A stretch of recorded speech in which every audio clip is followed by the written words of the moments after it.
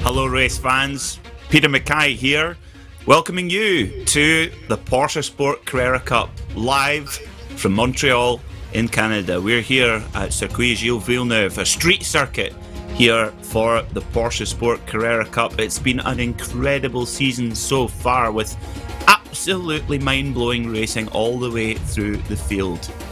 Joining me today in the commentary box is my commentary box pal, Soumil Arora in Mumbai. Soumil, how are you feeling today? We've had Le Mans all weekend, but here we are for some fast-paced action in the PorscheSport.com Carrera Cup. Oh, you can bet I am absolutely pumped up for this one. I adore Circuit Gilles Villeneuve, and it may not have been the best of days for Porsche at Le Mans, but here, everything is beautiful in Montreal, that's what they say.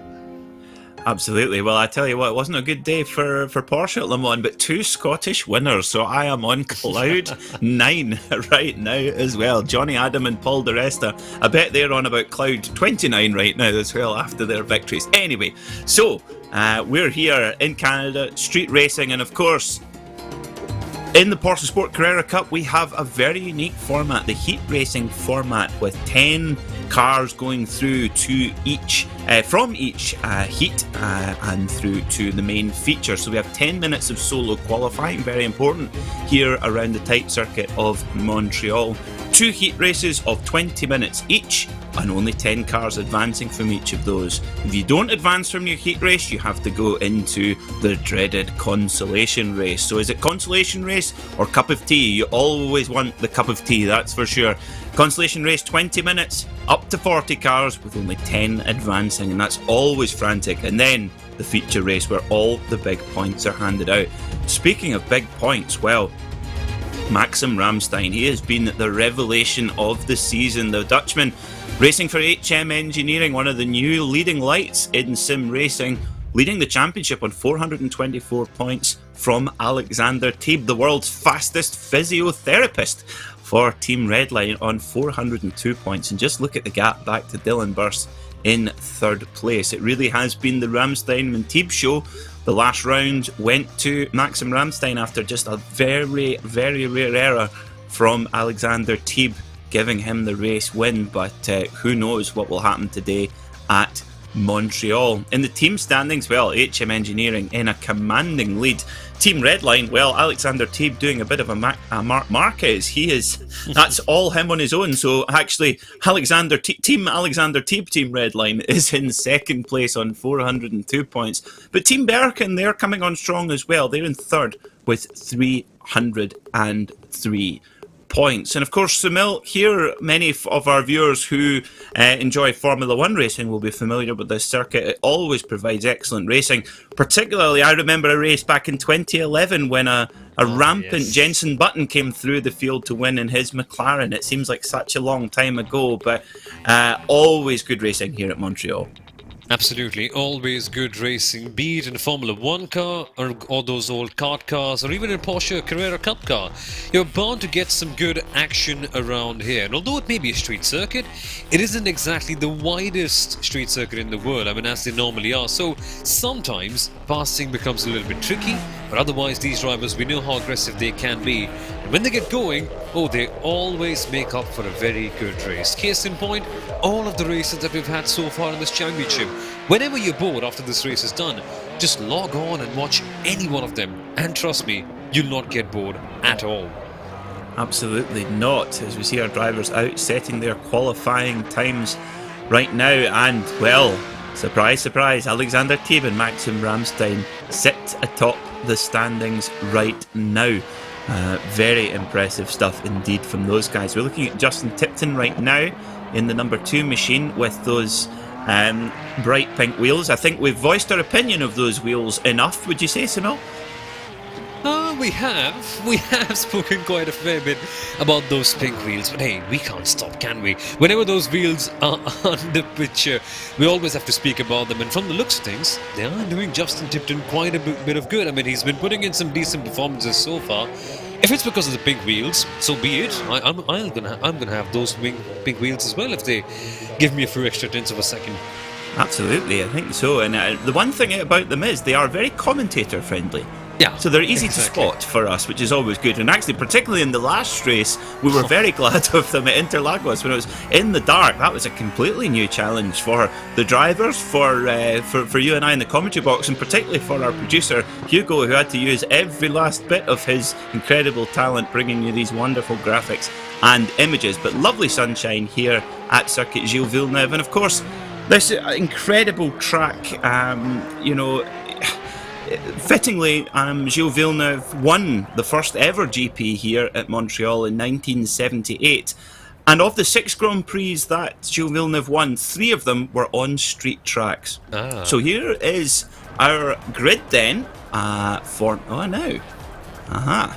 This doesn't look... Now, what has happened here? We might just have a little issue with our timing screen, folks. We will come back to you. Yes, here we go now. So, this is for our first heat of the night. Alexander Teeb starts on pole position from the number 28 of Sam Coiter.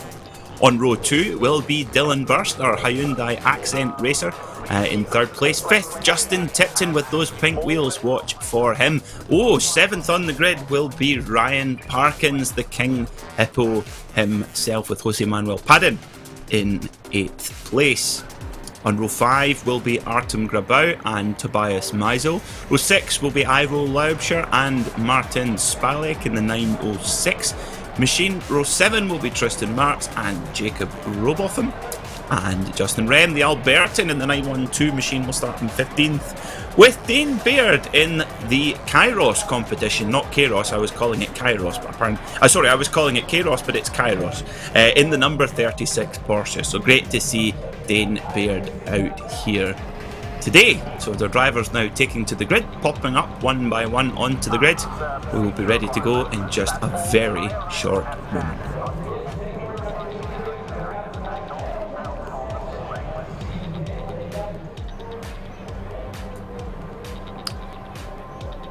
So, we wait for our last couple of drivers. Of course, Ryan Parkins in the PorscheSport car, our sponsor PorscheSport. Don't forget every week to tune in to the PorscheSport podcast, available to download from your chosen podcast provider.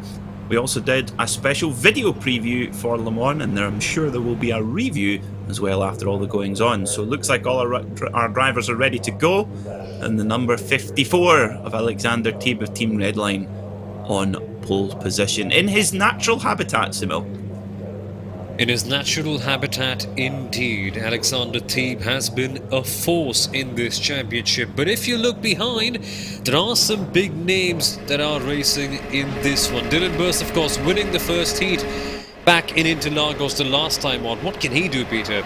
Green, green, green. Here we go then. Here we go. We're off then. And what a rocket start from Alexander Teeb, getting that launch control of the 911 Cup hooked up as Dylan Burst takes a little bit of a look up the inside. But Sam Coiter, who is also, he's fitted some pink wheels, so he's been copying Justin Tipton, the Dutchman in the 28 Porsche. He's there in second position right now. And frantic stuff as they head down into the first of many chicanes here at Montreal. Fun. Oh, he has. Oh, dearie me. So Justin Tipton is off in the RaceKraft esports machines. So the good mojo of the pink wheels has transferred over to Sam Coiter, it seems. Oh, dearie me. Justin Tipton spinning out of the first chicane. It is a tricky corner to tackle in any car, let alone these Porsche Carrera Cup cars. And he's got it all wrong, but now it is Robin Ostland trying to move up. He is in fourth place right now for Go Team Racing. The Swede drivers had a bit of a tricky incident early on in the last couple of races in the start. Let's see what he can do right here from P number 4. Yep, Robin Ostland, the man from Gavel, has found himself in the gravel a few times, but not today. Not much gravel to find yourself in, just stone concrete walls here at Montreal. But he is right in the draft. Of course, this long casino straight always plays a factor here at Montreal, but we come up to the Wall of Champions chicane. This is where track limits are going to be a big issue for our drivers. If you just cut over too much, the iRacing stewards, well, if you thought you had a strict teacher at school, as look at that straight away, Sam Coiter pinged for track limits and immediately has to take an iRacing slowdown penalty, and he's lost 4 positions already. That shows you just how much you will be punished for cutting the chicane there, and you don't even have to feel like you've cut it. They are so strict on that here on iRacing.com. And here we come, Dylan Burst. He is having the he's having the outside line for this one. Has to concede, so he was trying to make a lunge at the second chicane. And Quinton Vialati, rightfully so, defending his position. And the thing with that last chicane is, Peter, unlike a Formula 1 car, you can't chuck these Porsche Carrera Cup cars so much. And it ever so happens that you actually have to take a shallower line through that. So if you go slightly wide on the entry, you can just cut the corner a little bit too much, and that slowdown penalty will happen at the worst possible place, because that start-finish straight, it isn't exactly the smallest in the world, is it? No, it's a tricky one. So we're riding on board with Dylan Burst, the number 68 machine. He races Hyundai XLs in his native homeland down under. And he's right there on the back of Quinton Vialati in that wonderful black bomber 911 Cup car. But Alexander Teeb, my word, in the opening 3 minutes of this contest, just 2 laps down, and he is over 3 seconds in the lead already. So he is obviously not wanting to waste any time at all, and we know that he was very uncharacteristically angry with himself in the post-race interview after that mistake at Interlagos. Such a rare mistake for him to make, and he was furious, wasn't he, Soumil? He was. Teeb was absolutely furious at that, but that shows you the kind of standards that he set for himself, and what it actually takes to be a driver for a team like Team Redline, who are at the very top of the sim racing world. So that shows you what kind of a driver Teeb is, and he is redeeming himself. I mean, I'm saying redeeming as if he did a bad job at Interlagos. No, he didn't. He still had quite a good result. But here he is then, dominating as he always seems to do. And our Robin Ostland has had quite a decent race so far. He normally gets caught out at the start, but here he is now in P number 2, Peter. And that is quite a handy place for him to be in. Now, my paddock source, who shall remain nameless, it's Gavin Halls. Ryan, he says that Ryan Parkins, his PorscheSport teammate, the 225 machine, absolutely loves this track. And that's showing 5th in this heat race right now. And Ryan's coming off an excellent victory in the beginning of Season 2 of the Porsche Club of Great Britain Sim Racing Series. And that, of course, is at the wheel of this very car. And, well, this car, it kind of fits the King Hippo like a nice pair of hippo-sized slippers. It absolutely does, and his performances have just been a good idea. It gives you a good idea about what he's been like as a driver, and P number 5 for him right now, for Ryan Parkins. A very smart place to be in, and what is an actually very entertaining place to be in is if you're someone like someone's in the wall. Oh my god! Oh my word, that's a big one. That is the number 46, I think, of Ivo Lobsher. That almost looked like he had a technical failure or something, just straight into the wall. We will get a look at that for you. So coming around the final hairpin of the course here onto the Casino Straight, he's got Sam Coiter up behind him. Oh, I have this horrible feeling, Soumil. I don't know if you've got the same one. Oh dear. Sam Coiter is in the draft here of Ivo Lobsher. This is like a really slow crash on ice here, but let's see what's going to happen. Ivo Lobsher just gets a little bit unsettled. Whack straight into the wall. He just took a bit too much curb, and he was actually airborne. And if you're airborne, well, your brakes are useless. The brakes. They absolutely are. And we take a look at this onboard right now. Just focus on how big of a high side he'll be getting right now. Woo! Bang! Off he goes into the wall. And they say it's the wall of champions. Well, it's gotten yet another champion out then. Oh, I think we're even going to get a slow motion here of a full impact. You just look at the walk. Well, any budding cinematographers, there's your shot right there. And then bang.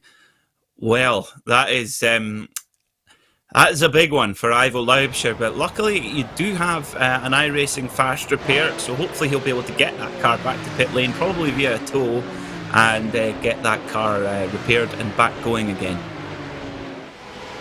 Yeah, it's been a tricky accident, that one. You often jump over the curb so high, and Robin Ostlund has a bit of a gap with him so far. Dylan Burse has fallen back, and that's a slowdown penalty for Quinton Violate, it seems. And that's allowed Ryan Parkins to jump through to 4th position. So best run of the season so far for Ryan Parkins, the King Hippo himself, for PorscheSport, driving the wheels off that 911 Cup car right now. And of course, these there'll be no problem for the drivers now after about 7 minutes already of this race. But in the early stages, when you're hopping over those curbs and those Michelin tyres are not up to full temperature, it just skids and squeals. It's a really tricky car to handle. And apparently, from what I understand, that this car is actually more difficult to drive in the sim than it is in real life. Could you believe? Yeah, it's a tricky one. It's a tough cookie, this one.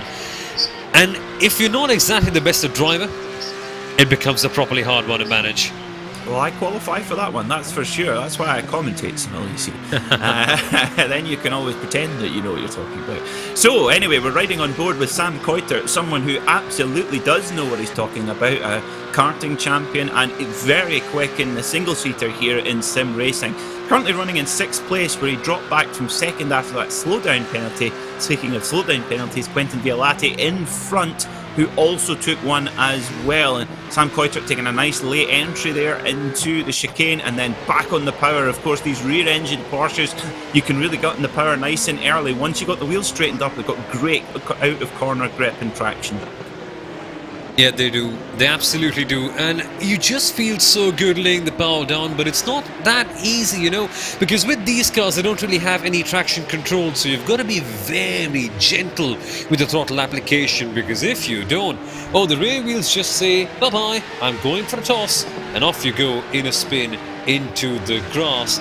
And right now, what can Sam Coiter do? He had a bit of a slowdown penalty early on, finds himself in B number 6, and it's a good old battle, you see, because Peter, the last time out, Sam Coiter and Quinton Violate, they had a few, let's call it, aggressive words after the race, because they didn't have quite a few hefty incidents in the first heat race.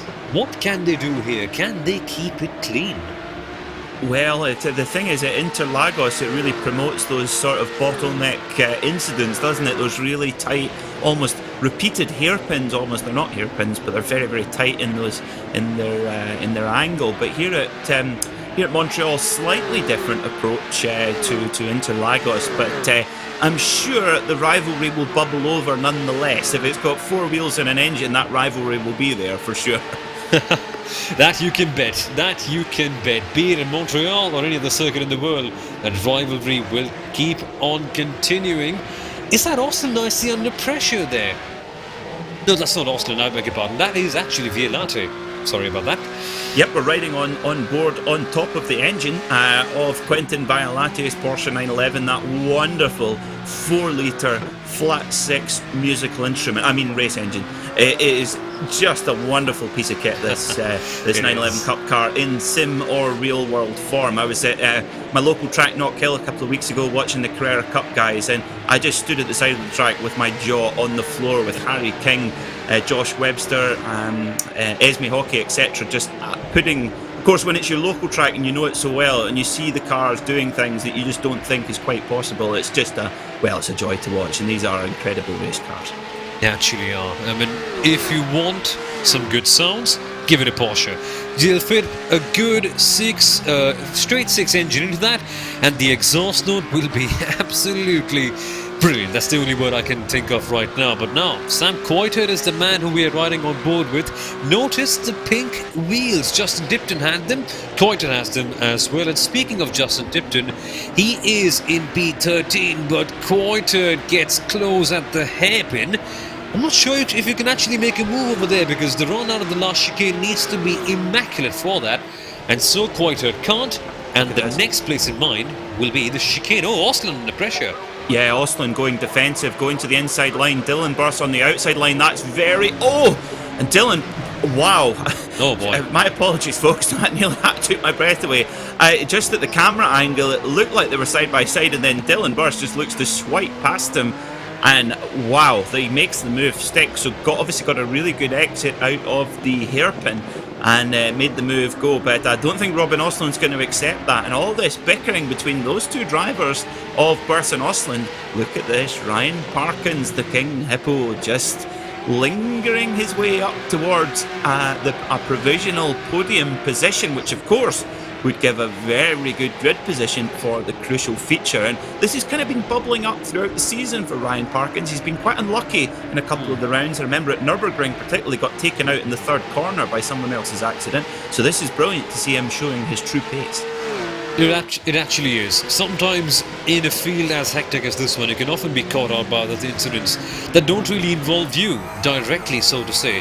And so for drivers like Ryan Parkins, it can be a bit tricky to sometimes just keep it on the track because there's so much happening around you. And he's been caught up in that, unfortunately. Now it's the time for him to get those big results in, and P4 in the first heat will be a big relief. Still 7.5 minutes to go. It could be better, it could be worse. Let's see what Parkins can do from here. But Dylan Burst actually getting the jump on Robin Osland for P number 2. So this battle at the top has been very close indeed. But Peter, I have to come back to this man. And this one certain German physiotherapist just seems to beat the life out of everyone else on the track.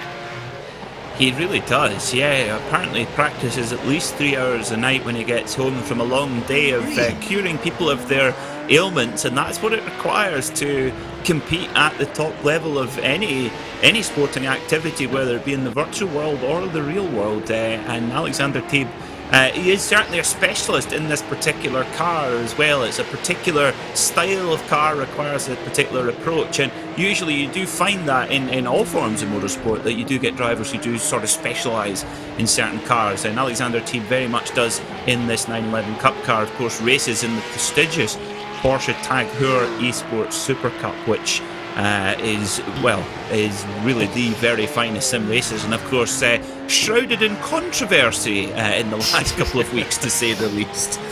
Yeah, let's actually not go down there. We might end up just making a fair few people slightly angry, let's call it that way, because it'll just be like choosing sides in a world war of sorts, and that's what the tension has been like in the PorscheSport Super Cup right now. So let's actually refrain and let's actually go back to this one, because Parkins is under pressure from Violate now. They're all sort of bunching together now. This is the interesting dynamic that we see here in the PorscheSport Carrera Cup, because of course this is not the final race of the day. This is the opening heat, and really what you need here is to be in the top 10, because that gets you into the feature race and you don't have to go through the Consolation, which is always good.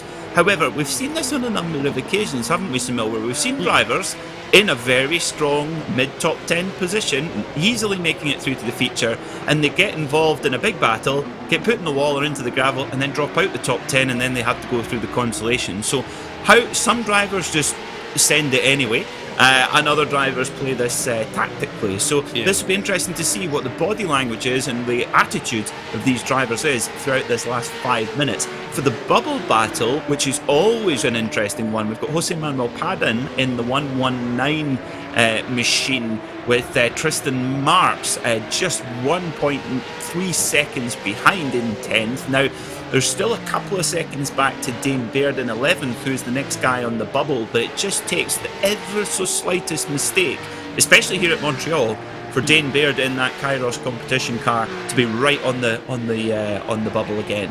You know what, Peter? It's been 16 minutes, and we haven't even spoken about the walls of Montreal once. We've now spoken about it 3 times. Walls of Montreal, 5 times. No, but that's such a big factor around here, and it is so easy to forget that it's a street circuit. Formula 1 has been coming around to this place for almost like an eternity, and you see all the grass around, a little bit of gravel here and there, so you often tend to forget that this is not a permanent facility, it's actually a semi-permanent one. So this is regular roads that the Canadians use whenever they come to this island, which I assume is not really very often. And then certain parts are permanent circuits, so like this one, the main stretch. So what happens is essentially they don't use it for the entirety of the year, they come back for the race season, and then the circus comes to town. But for this one right here, the walls are always around. You make one mistake, get on the curb, get on the grass, anything at all, and straight away there is no respite. This track will not let you go. One mistake, and you sure as hell are punished for that. Absolutely, and I think that is always a factor. All the races I've ever commentated on here in iRacing at Montreal, you are always seeing cars rubbing the wall here and there, but I think it's if you want any kind of demonstration or testament to the driver quality all the way down the field here in the PorscheSport.com Carrera Cup, it's the fact that these drivers have kept it clean and tidy throughout this heat race. I think that's all you need to know or to see to prove just how high a calibre of driver we have here as we look at Ryan Parkins hopping his PorscheSport.com machine over the curbs as they head back down towards the hairpin as well. Of course, an incredible circuit. Now, I know it's always Quentin Violati takes a big look up the inside, shows his nose, but just backs out of it rather than parking it on the side of Ryan Parkins' machine. Just pulls it up, tucks it back, and lives to fight another day. Good respect from both drivers there as well. They making me a liar. Straight on the flashers. You're in a Porsche, not an Audi, remember. We have to see this. We just have to. On the M4 on a Monday morning, this is what you do. Keep flashing your headlights, and Violate seems to love doing that. And why wouldn't he? The racing is getting exciting. The tempers are flaring up. The headlights? Well, I think that's the sports car driver's clean and easy ride. That's how you express, hey, you, I'm pretty afraid and pretty angry with you. And so this is how they express their emotion. And now, pink wheels, Peter. They're back in the action. Yeah, here we go. Very groovy. Yeah, here comes Here comes Sam Coiter. He's really pushing. We know that Sam's really, really quick. And in a single-seater in one of these cars, in the Cup car. And interestingly, apparently, I was speaking to my Porsche Sport podcast co-host, Kat Impey, and she's actually driven Formula 3 cars and driven this Cup car, and she says there's actually more of a similarity between these cars than you'd imagine. You wouldn't think so, would you? A car that's, I mean, basically it does start life as a 911 GT3 road car, and then they basically rip it up and start again. But it is still a kind of road-based car, and then you compare it to a full, prototype single-seater. It's incredible that there's actually more similarities than you'd imagine to drive. There are. And although it may be called a GT3, it's more inclined to the GT3 road car than the GT3R, and because it's a lot more twisty, and it's a lot more, what can I say? The right word would be a lot more erratic, a lot more tricky to control, because in 911 GT3R, you're very certain of what you get. It's a very sure-footed car. You know what this car is going to do. But this one, it's on the toes every single time, and that's what makes it so much fun to drive. I mean, if you're bored anytime, go drive this one. One man who's not bored is Sam Coitert, because he is attacking Violate last lap in. Outside he goes. Oh boy, sheesh! That is exciting stuff. Coitert has got it in. They're still going barging around now. Wheel banging on Violate and Coitert. Yep, like you say, that rivalry, it has been reignited there. Sam Coitert really positioned his car well, going on what looked like the outside into the first part of the chicane, then getting the inside line for the next part, but Violate defended hard. Now this is playing for keeps now. Coitert takes a huge look up the inside, just about pulls it down. We're on the last lap already. This has gone by in the blink of an eye, and I think Coitert is really going to have to push here, or will he just think, do you know what, 6th place, that puts me in the feature, I'm okay. But maybe he would do that, but maybe not with Quentin Violate in front, of course. Exactly, these two have had a fair bit of history between themselves, and man, they wouldn't want to repeat that today right here on the very final lap, would they? At the top, team, 10 seconds. 10 seconds if you're new to the world of motorsport, and I know quite a few of our viewers are here today. It is an eternity.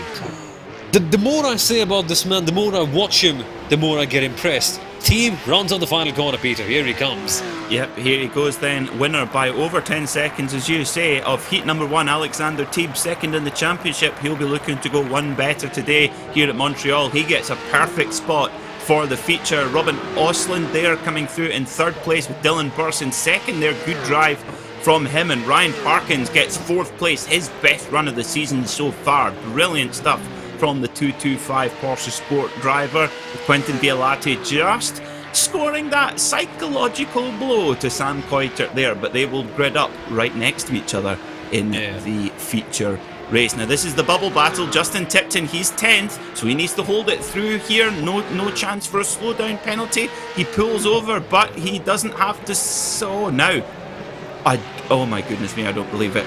Oh wow. So that is, well, there you go.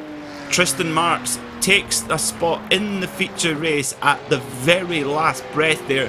Justin Tipton defending his position, just steps over the track limit, and they are like the strictest of school teachers here at Montreal, that you do not get away with anything. Yeah. They really don't like drivers cutting corners on iRacing, do they? Even if you just put a wheel off, the iRacing marshals will get their rulers, put them on your wrist and say, that's not allowed, my friend.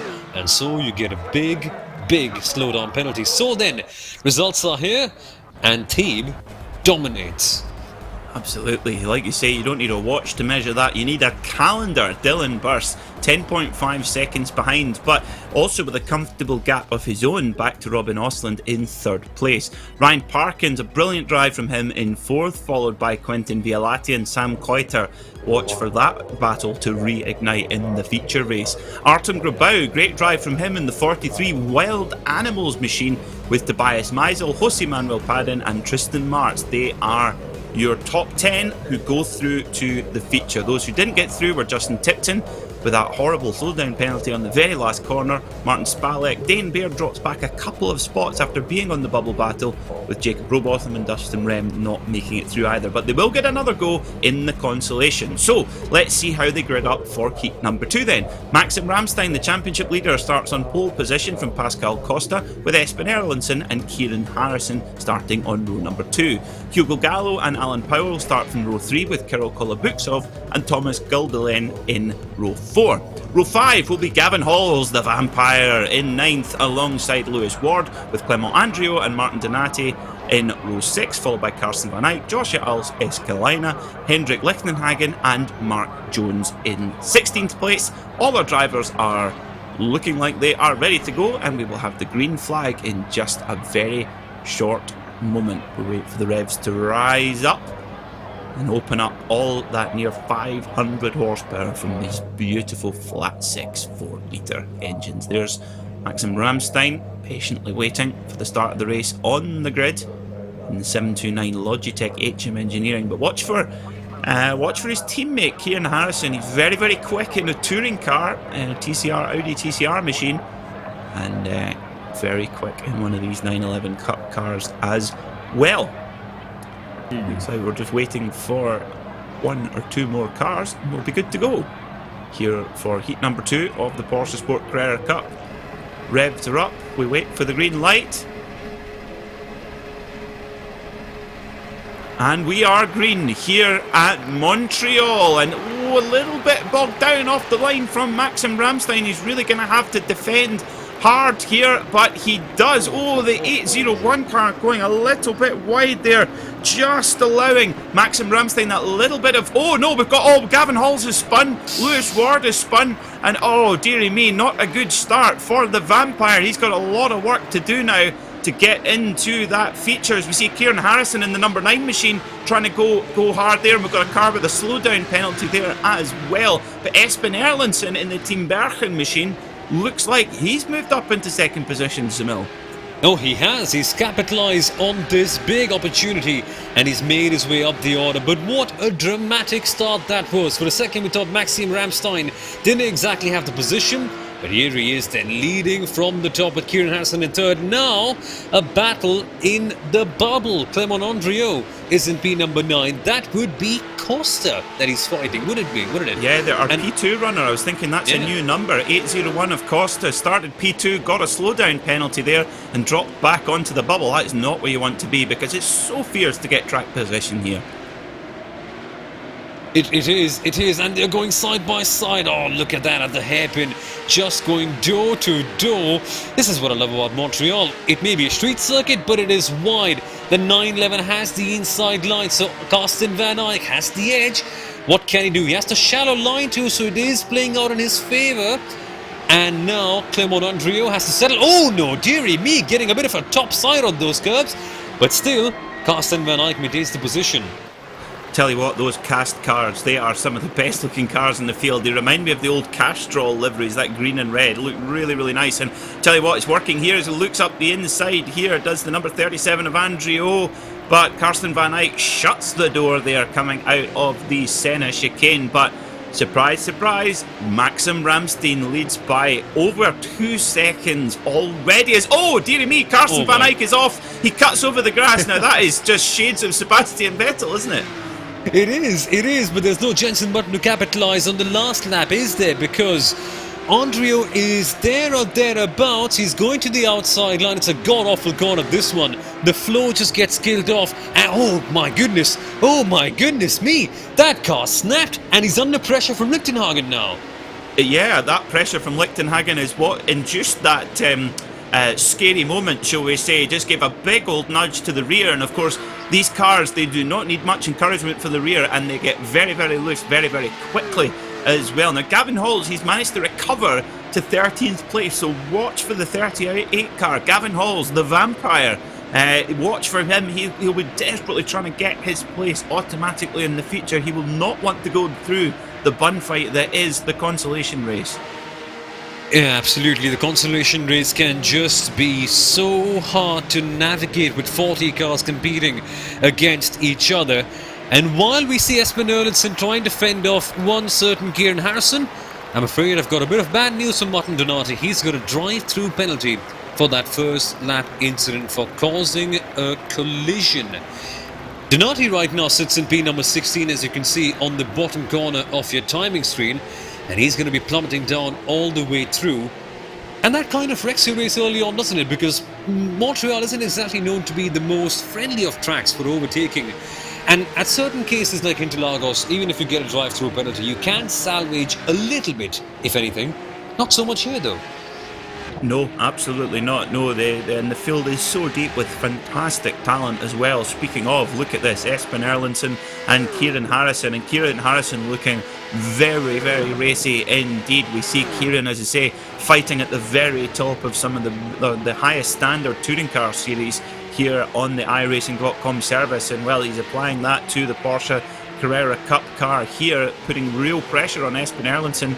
Meanwhile, Maxim Ramstein, the championship leader, Kieran Harrison getting very, very late on the brakes there, and actually did. Oh, we've got a pile up. Oh, we've got a car on its roof. Oh my goodness me! The car on its roof is a Porsche, and it's Alan Powell, the number 26. Oh dear, dear, dear.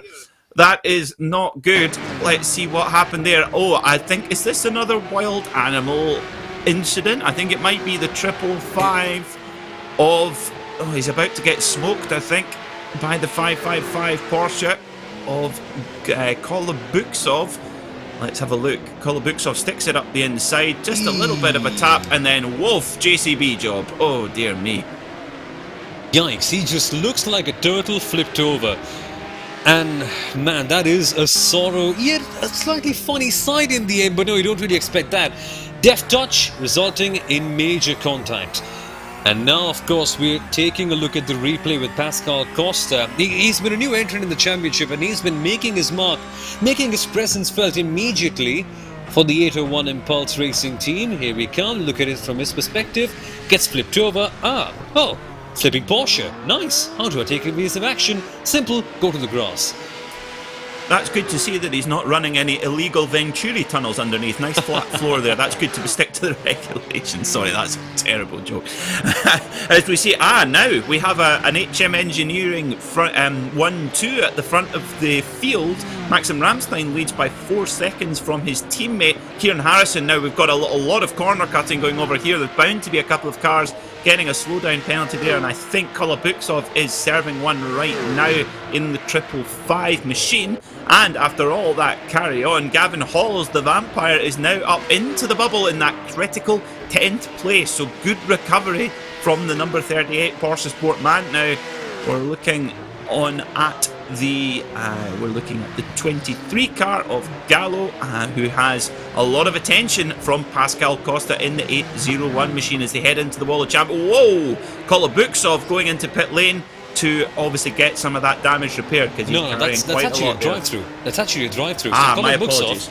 Has just got a drive-through for that, well, rather big accident that we saw at the hairpin. We've seen Robert Kubica have a major crash there. Thankfully, no injuries as such when you're in a sim. Unless, of course, your sim flips over. Just ask one of the Corvette drivers in the IMSA about that. Just kidding about that joke. But no, Kolobuksov coming out from the pit lane. He'll be slightly disappointed and gets a bit of clean air, but that isn't exactly the biggest of factors in this race, is it? It's all just a heavy, quick sprint. You want to get things done as soon as possible, I guess.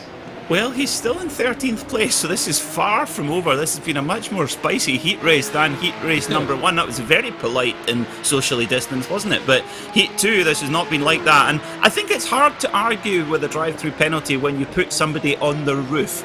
I think you probably deserve the drive-through penalty. That you go, okay, I'll hold my hands up. Yeah, I deserve that. As we see, the number 97 of Lewis Ward gets loose there, and just a little nudge of the wall, and that allows the 55 of Lichtenhagen just to escape. And I think that's Gavin Hall's gone through as well, is it? Yes, it is. Gavin Hall's now up to 8th place, so he's absolutely on a tear. And here comes Andrio. Now, if my memory serves me right, Andrio did have... No, sorry, that was his teammate Donati who got given a drive-through penalty. That was Donati.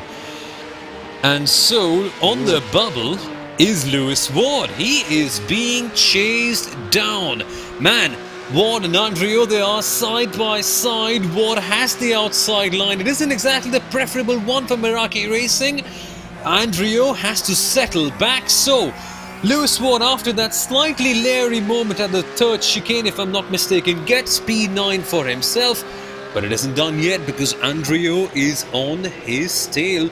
But he goes back just that little bit too much. So, I wonder what's happened to Lewis Ward's tyres, because I think he had a bit of a slippy slidey moment, didn't he, early on?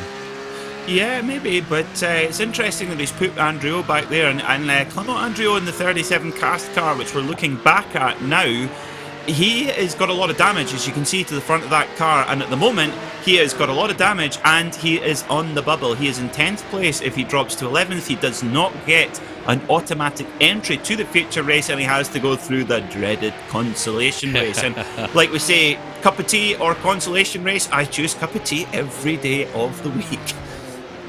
Yeah, the consolation race does make up for quite a bit of action for us, doesn't it? With all the drivers fighting for a place in that top 10. And the chances, yeah, they're rather slim, because 40 people fighting for 10 slots, you're bound to get a whole lot of drama, as we saw the replay at the back there. What do we have then? Maxime Ramstein for HM Engineering. We saw him, let's say, get a bit topsy-turvy at Interlagos. There were quite a few battles in which he was involved in. Thankfully for him this time out, he is keeping it nice and clean and socially distant at the very top. And he's a driver who loves to be dominating races. We spoke to him at the end of Nürburgring Race 1 and he said, I don't mind if it's boring. I don't mind if nobody's fighting me and I'm dominating from the front. As long as I'm winning, it's all cool. And from the looks of things, it seems to be there. Well, he's cold as ice right now. He's although this is a semi-permanent facility, I can guarantee you it will have a permanent Tim Hortons branch, as almost every... It doesn't appear like you can go 100 metres in Canada without a Tim Hortons coffee shop. They have excellent donuts. Some of the best donuts I've ever had at Tim Hortons in my trips to Canada. But yes, Maxim Ramstein, he's certainly having a good sugar rush here, the Dutchman. And nearly 6 seconds in the lead from teammate Kieran Harrison, so a dream start to the day for HM Engineering. This will put them in a great spot to add another haul of points in the team's championship as well. And just looking up through the field, that was Thomas Gildelaine. He is a little bit not in time, but maybe a little bit vulnerable, because that little incident that we saw in the last replay in the number 3 car, he did hit the wall with the back of the car and doesn't look to have too much damage. So looks okay, but we'll just need to keep an eye on his pace, and looks okay right now, and he's got quite a bit to drop back to in hand, but another moment like that and he could be in a bit of trouble. He could be, and the margins for error in this series are, let's say, next to minimal. I mean, if you're in something like Le Mans, you make a mistake, you have a puncture, you can easily still go back, because that's of course a 24-hour race. This one, a 20-minute race, so you're actually getting everything compressed, all the drama, all the action into one tiny package, and that's what makes it so much fun to watch. Every single race that we've had here so far has been absolutely dramatic, and from the looks of things, Peter, something is going on at the back, because Kolobuksov and Ali Castiglia, I'm so sorry if I butchered that pronunciation. These two guys are getting slightly closer with a gap of around 1.7 odd seconds, and then it is Jones closing up too, so perhaps things are getting slightly trickier for the battle for P number 10. That said though, there's still a decent enough gap, so they do have enough breathing space at the moment. Yeah, it's interesting. 7 minutes and 40 seconds to go. 3 seconds back from Clement Andriot in the 37 machine to Kolobuksov in the 555. Now, a couple of things to note. Kolobuksov has taken the drive-through penalty, but is already back up to 11th place, so he's obviously charging hard at the wheel of that Wild Animals machine. Now, Clement Andriot does have some damage as well in the 37 cars, we can see there on screen. So actually, although Kolobuksov has some too, but interesting to see what the difference in pace is between those two drivers. Andriot is far from comfortable in that 10th spot. He isn't, he's under pressure. And even though the gap may be 2 seconds, that pressure can be felt. And you know, a race at Circuit Gilles Villeneuve is much like a game of test match cricket. There's not going to be action every single second. You have to keep on piling up the pressure for the right moment. And Lewis Ward is doing just that, riding on board with him for Team Maniti Racing. Heading past the front stretch now with around 6.5 minutes to go, so time is surely on the sharp end of things, and Ward is getting closer. Gavin Holt in the PorscheSport car is certainly feeling the heat, and his diffuser sees one big number 97 car. This, Peter, is getting rather fun. It is indeed. Gavin Halls, the racing driver, racing instructor and farrier. So if you have a horse with a sore foot or needs a new pair of shoes, give Gavin Halls the vampire a call. He will know exactly how to fit your beloved horse with some new metal shoes. Well, that's a side profession if there was any. Oh, dearie me, you're galloping away with that one now, Soumil. We're just as bad as each other. We really need a mediator to stop us from winding each other up. Galloping away, Peter, how do you do that? That is terrible, absolutely terrible. Now, I do have an interesting fact to distract us from the terrible puns that we're now so well known for. Oh no, there's some distraction. Gavin Halls runs wide into the hairpin and gets pretty frisky there with Lewis Ward. He defends his position, but Lewis Ward is right now on the gearbox and he moves to the inside line. Gavin Halls gives him the room. They drag race down the casino straight. Who is going to come out on top here? 5 minutes to go in this race. This matters. And interesting. Ward goes by in the 97 machine, pushes Gavin Halls back to 9th, but oh goodness me, that'll settle it. There is Clement Andriot, gets a big hit again from Kolobuksov. Tell you what, Kolobuksov, you can't accuse him for not being on brand in that Wild Animals machine. Oh man, Kolobuksov is just having a hectic race, and you can see the damage on Andriot's car. You can see him ailing. And this is where the fun begins. Coming up to the chicane, it's a tricky one with the wall of champions on the exit. Past the curve, past the second one, boop, spins around, and for Clement Andriot, I hate to say the word, and it isn't really his fault as well, but Spinala. I don't even know what that means, but not good. Not good at all. That's what they call Sebastian Vettel.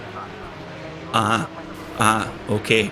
So, not good news then for Clement Andriot there. I wonder if Kolobuksov will get another drive-through penalty. I don't know if you get 2 drive-through penalties. I'm not sure. The stewards will have to be flicking through the rulebook there to think, where is the really... We've got the naughty corner and we've got the really naughty corner. So, speaking of things that are naughty, alcohol. So the Gilles Villeneuve, of course, who this wonderful circuit is named after, 2 friends of mine, in fact, they're all former customers of mine when I used to sell booze for a living. And the 2 friends started up a wine shop here in Scotland, Soumil, back in the 1980s. And they were both huge Gilles Villeneuve fans. Now, they started up a wine shop and they just could not think what to call it. And they thought, well, I know, why don't we call it Gilles? And of course, Gilles Villeneuve was Canadian, but he was French-Canadian. And they thought, I know, we'll call it Villeneuve Wines. So, believe it or not, there is a shop. There are 2. They have 2 in their chain now.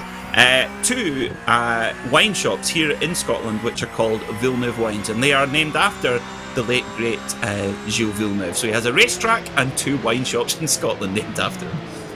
Yeah, that's quite a fitting tribute. Gilles Villeneuve, a driver of great quality. He did not really compete for the longest of times, for a very sad reason. But when he competed, and that's from all the books I've read and all the stories I've heard, he was an absolute ace. There's no other word to say. He was just an ace. The way he drove with such exuberance, with such style and flair, that it almost always made sense to devote an entire circuit to him. And what a man he was, what a driver. And we are seeing quite a bit of the same sort of energy and zest in the driving here today in the PorscheSport Carrera Cup.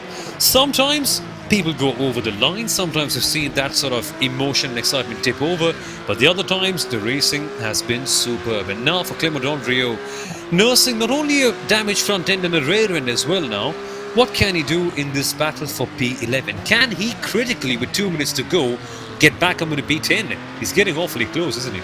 Well, you just got to keep fighting. You never know what can happen in front, so every position counts. That's what normally in normal format racing you can think, well, 11th, 12th, who cares?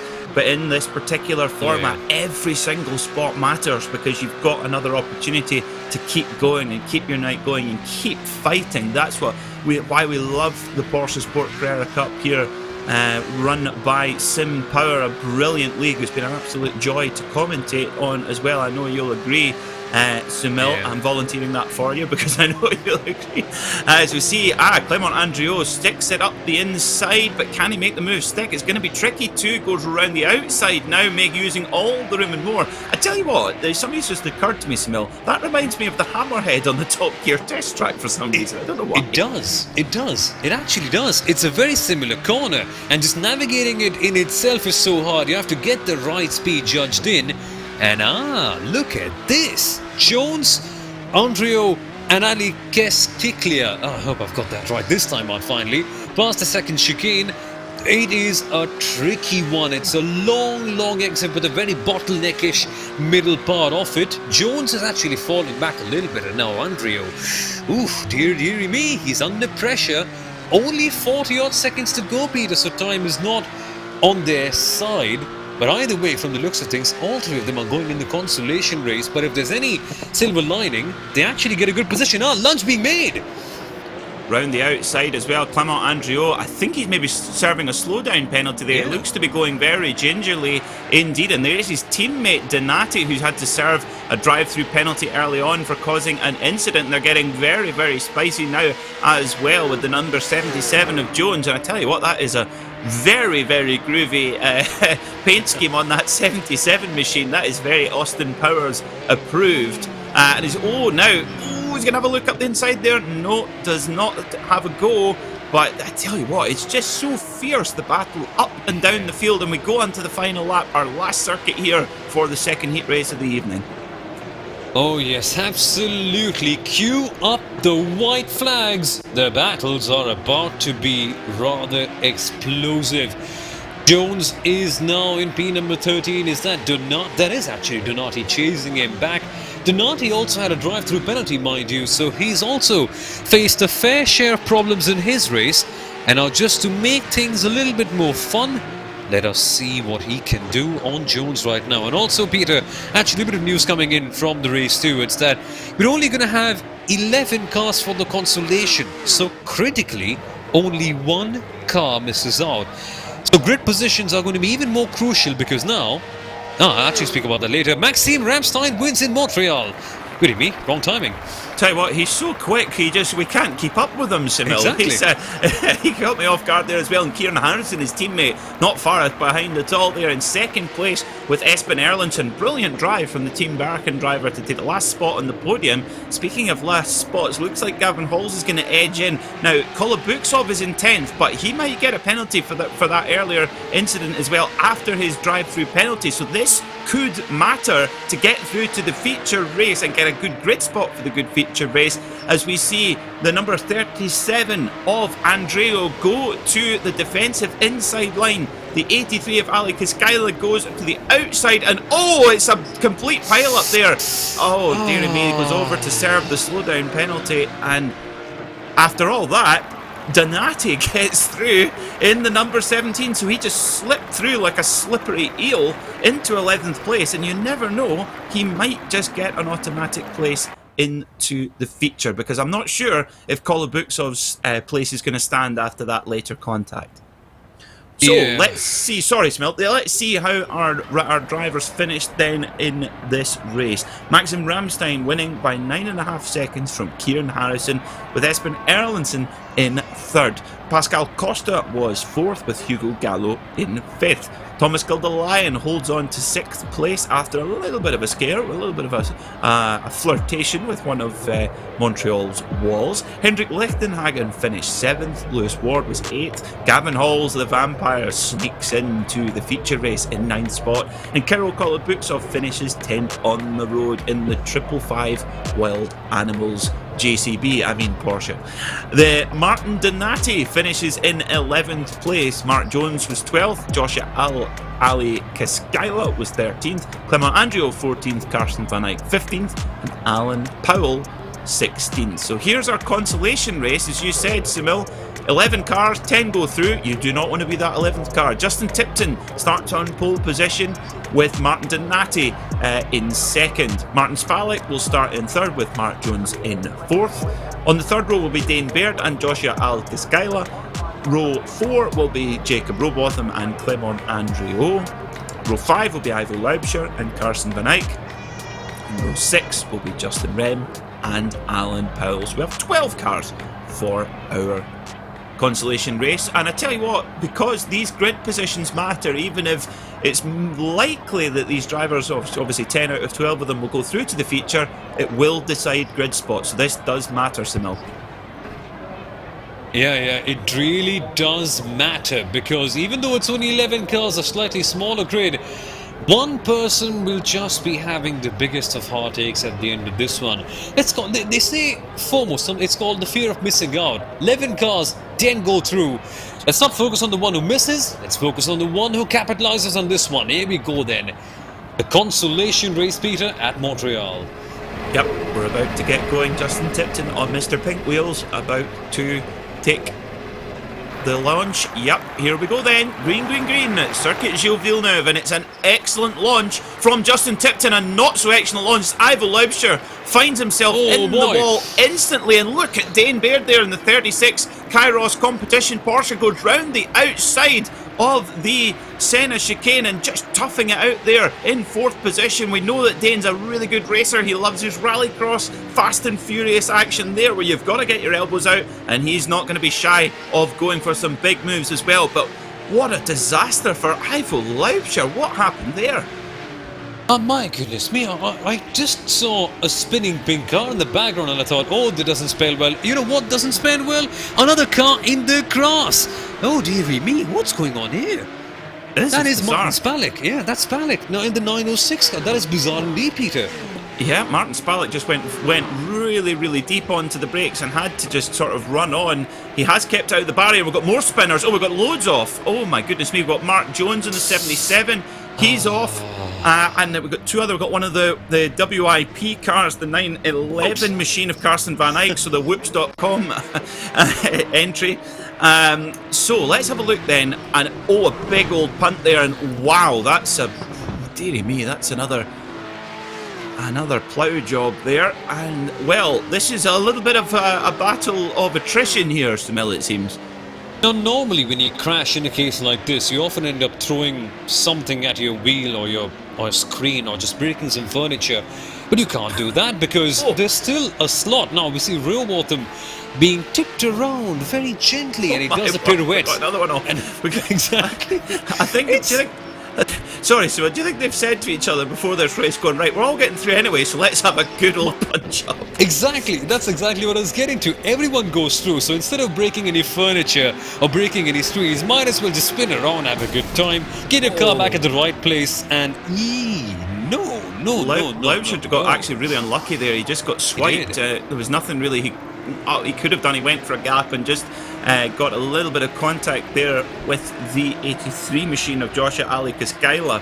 And well, is there going to be anybody left in this race? As whack into the wall he goes. And who's going to take this? I mean, we know Justin Tipton has got front-running pace even in the feature race. So Justin Tipton, this is his race to lose at the front in his number 2 pink wheel machine. So can just about get our breath back. And yeah, after all that, Justin Tipton has a 6-second lead. Oh boy, where do I begin with this one? So, okay, Peter, let's actually have a quick bet. Who doesn't go through with this? Because there's only one person who doesn't. Almost everyone I can imagine has had a crash. It's just trying to nurse the most damaged car home in this case, isn't it? Yeah, and this is on to that point. This might be one where you really want to get in and get that fast repair. It's a short race. If you've got big damage, don't try and nurse it around. Go in, take the fast repair, and get back out on track in these circumstances, and just try and get a good grid spot get a grid spot in the feature. But tell you what, Dane Baird here in 4th position. He's hunting down Powell in the 26 machine. Of course, if you'll see Dane's, he's got that kind of nice grey with little splashes of pink and green on there. Looks understated-ish, and then you go on board and it's full Amsterdam coffee shop. It is mesmerising when you go on board with Dane Baird. Yeah, it's a rather vibrant car, isn't it, for Dane Baird? And he may be good at rallycross. Yeah, that's what. Big high side at their curbs. You know what, Peter? These curbs are relentless. You just jump on them, and all of a sudden, you're driving a two-wheeler, because this car just flips up in the air. And as you said early on in the broadcast, you can't press the brake on when you're in the air, can you? Well, I'm exactly, and I'm just readjusting my my eyes and my television set here, just as we're on board with Dane Bear, because this is, oh dearie me, this is very groovy as well. This is Austin Powers approved. Now, of course, here in sim racing, we see a lot of very, very wild liveries, and certainly we never miss Dane Baird's number 36 machine out on track. But it's going well right now.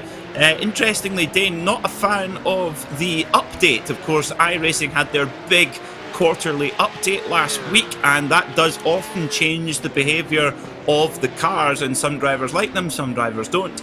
And Dane is not really a fan of this new iteration or new season iteration of this car. And of course, a lot of the time when a big update happens, a lot of drivers have to start from scratch with their setups. They do, and the setups also this week coming in by around Friday. So these drivers, they have a good idea about what to expect with this car, but of course the setup's just fine-tuning things and making it much more comfortable for them to drive. Unlike an oval, it may not be the defining thing, because of course the 911 GT3 Cup car, there's not much that you can tinker, but still, fine changes that can eventually make the difference. So then, Jacob Robotham and Mark Jones, both of these drivers having a spin apiece. They're right now fighting for P number 6, and all hope isn't lost, Peter. I will say that, because in the end, these Consolation race drivers, they do get a slot in the feature one. And over there, that is when all the points are on offer. So, although they may just be fighting for 6th place, they do actually get 1 place up in the feature race. And there, you want as many points as you possibly can, because that's when it goes to the big bank and big haul of points, doesn't it? Absolutely, yeah. It's so important as well. That's what I love about this heat racing format. Every single spot counts at every point in the night. There's no point where you just go, I'll just lift off and cruise here.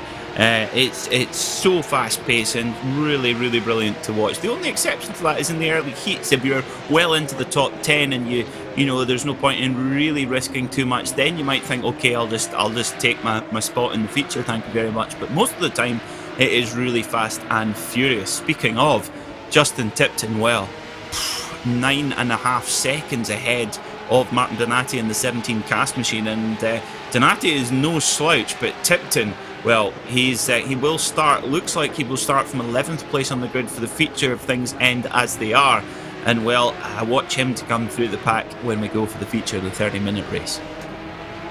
Yeah, exactly. That is where all the drama will be, but the drama isn't done yet, because Jones will not let him go in the number 77 car. He may have the number of Valtteri Bottas, but he is far more aggressive than that we can assure. And gets a bit of a slightly leery moment on the exit, and that can happen, Peter, because these 911 GT3 Cup cars, not really the easiest to lay down the power with. Of course, colder tyres can be a factor, no traction control another factor. You need to be very easy with your right foot, and now, if I am not wrong, that was Robotham getting slightly excited about making the pass on Spalek, so he tried to make something on the outside. Sticks back. Now here comes Jones looking to the inside line. Who's going to get this one? Oh, it's going to be hard. Well, certainly the 77 of Jones has got the inside line. He looks up the inside into the chicane and get that. I tell you what, that's the tidiest, cleanest move I've seen today. That was an absolute cracker there from Jones in the 77 car. Clean, tidy and precise. Very, very impressive indeed. Good move. Good move indeed, and that is a luxury here at Circuit Gilles Villeneuve. It is tight, twisty, relentless, and you know what? It actually just tests your mind quite a bit, because as soon as you're done with one corner, on you are to the next one, then the next, and you just do not get a break. It's a royal old tricky track, let's call it that way. And now, oh, look at that, the curbs. Man, they must actually flatten them out, shouldn't they? Because all these cars by the end of this one, just like Jean-Eric Vergne at Le Mans today, they're just going to be having some properly damaged suspensions as now Jones looks to the inside. Oh yeah, Jones absolutely on a charge. Now interestingly, Spalek's car, I think it's just body oh, it's more than body damage now. Oh goodness me, that's bound to hurt the suspension on the 906 machine. Tries to get the flick turn, very stylish indeed, very nice. from Martin Spalek. But just before that incident there, the car, it just looked like bodywork damage, but almost looked like the car was offset slightly, like the suspension was bent, but this certainly will make that. It just gets a little bit too much curb on the inside, and Robotham, a kind of innocent bystander there, he will take a little bit of damage too. And all that does is open up the 77 of Jones to be able to escape and go off in hot pursuit of Dane Baird, who is 15 seconds up the road in 4th place. Yeah, Baird has just found a little bit of solitude, a little bit of peace and quiet in this demolition derby of sorts. And the 37 car of Clement Andrieux has actually been disqualified for multiple incidents. That happened 7 minutes ago.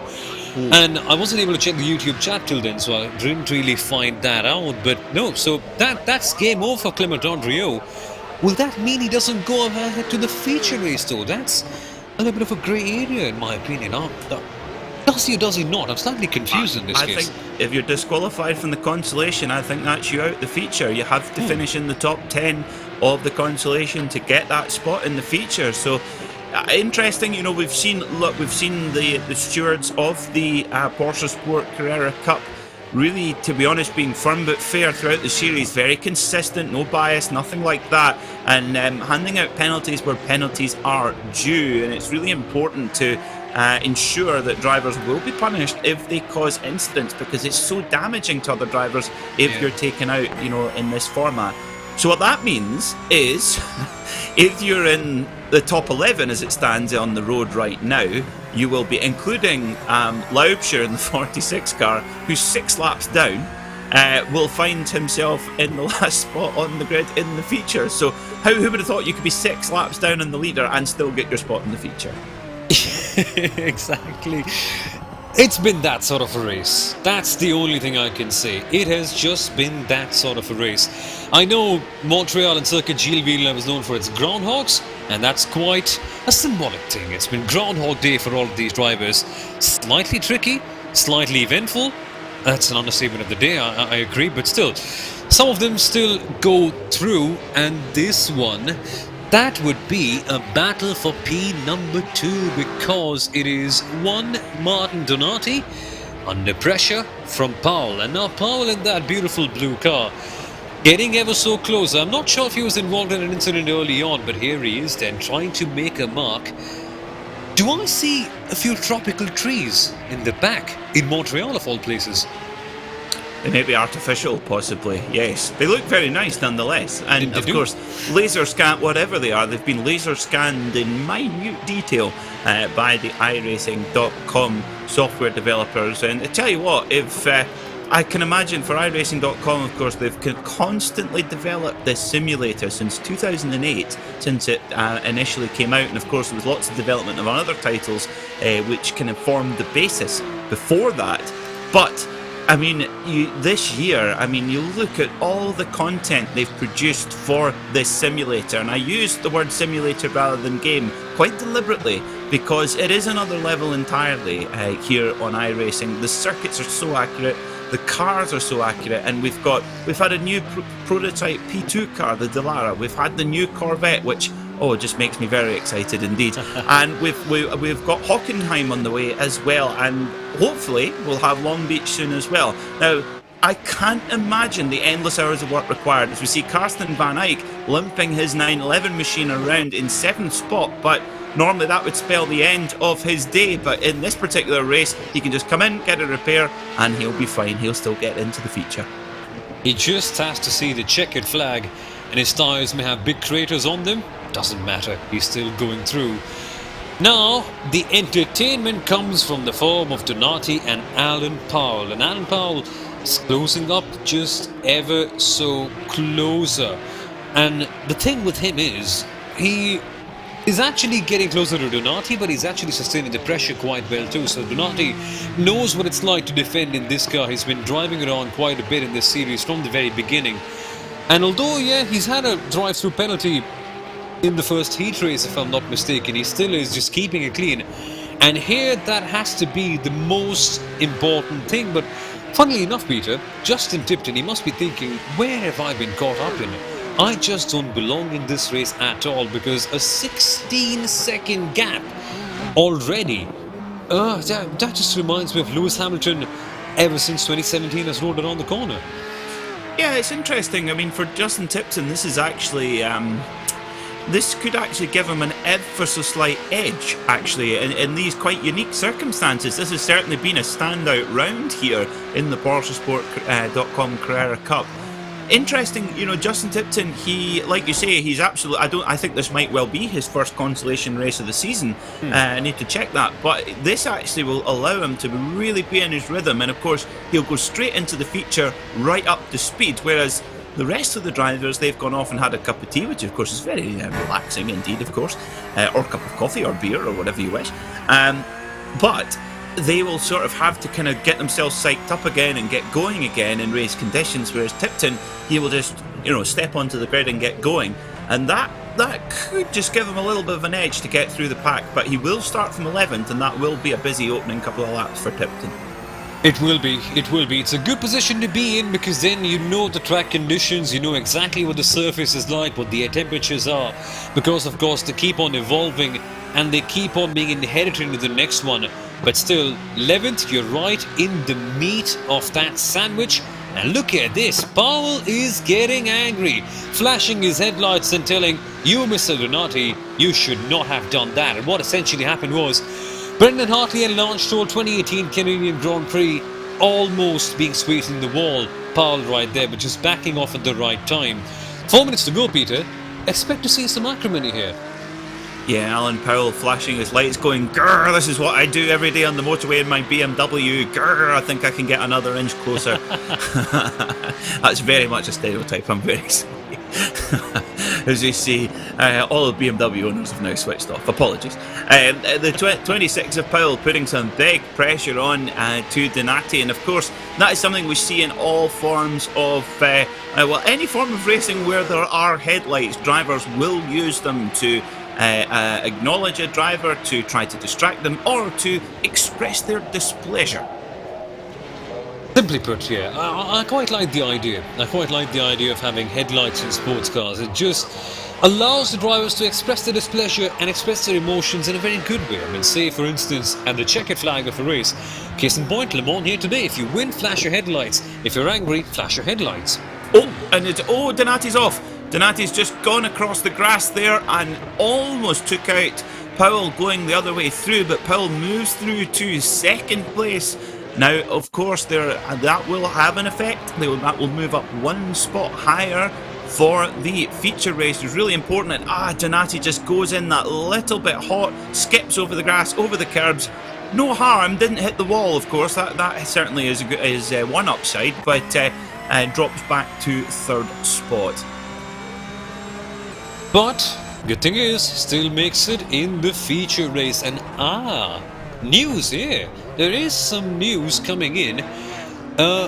Actually, Clement Andrieux is not really, I mean, he's disqualified from this one, but he can still go ahead and take part.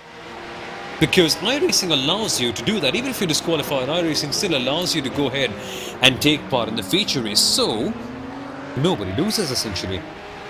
It's a strange one. Okay. Now, so that was an iRacing. So did he exceed the number of incident points rather than a steward's decision? I guess so. I would assume so. Okay. Yeah. Right. Well, that's interesting. Oh, big oversteer there from the Rallycross ace Dane Baird there in the number 36 machine. Let's get it. Oh, we're going to get an oversteer replay. That's what I like to see. So we're coming up to the hairpin here. Back down the gears. Oh, we're going to go off the screen again. Up onto the curb and wow, there we go. Big oversteer. Yeah, getting the power laid down. If you look back, there'll be there'll be a big 11 there laid down on the tarmac there from the rear tyres, the rear Michelins of Dane Baird's 911. Fantastic stuff. If not anything, Dane's given us some brilliant entertainment. That's for sure. And although we haven't really been short of entertainment at all in this series ever, that just added that to the quotient. That just made it just a little bit more exciting. And that's what we watched. That's what we're all about in the world of motorsport. Just the raw excitement from racing that we get. And Powell has actually made his way up ahead to Donati, and Tipton is chilling, let's call it that way, isn't he? With 1 minute to go, he can actually fully enjoy the circuit, and why wouldn't you? It's a gem, it's a classic. When I was driving here, I think around 10 or 15 minutes before the broadcast started, I was just having the time of my life. You can't chuck this car in like a Formula 1 car, but boy, it handles like a dream. Certainly does indeed, as we see just coming towards the end of this race. That will be Justin Tipton taking the white flag for this race, and we will be shortly going into our final race of the day, the 30-minute feature where all the big points are handed out. So Justin Tipton will have taken the white flag, and this will be the last lap of the race, and he leads in dominant fashion by 10 seconds from 26 of Powell, with Donati just of course a whisker behind Powell, and Dane Baird holding strong, solid performance in 4th place, giving him 14th on the grid for the feature race.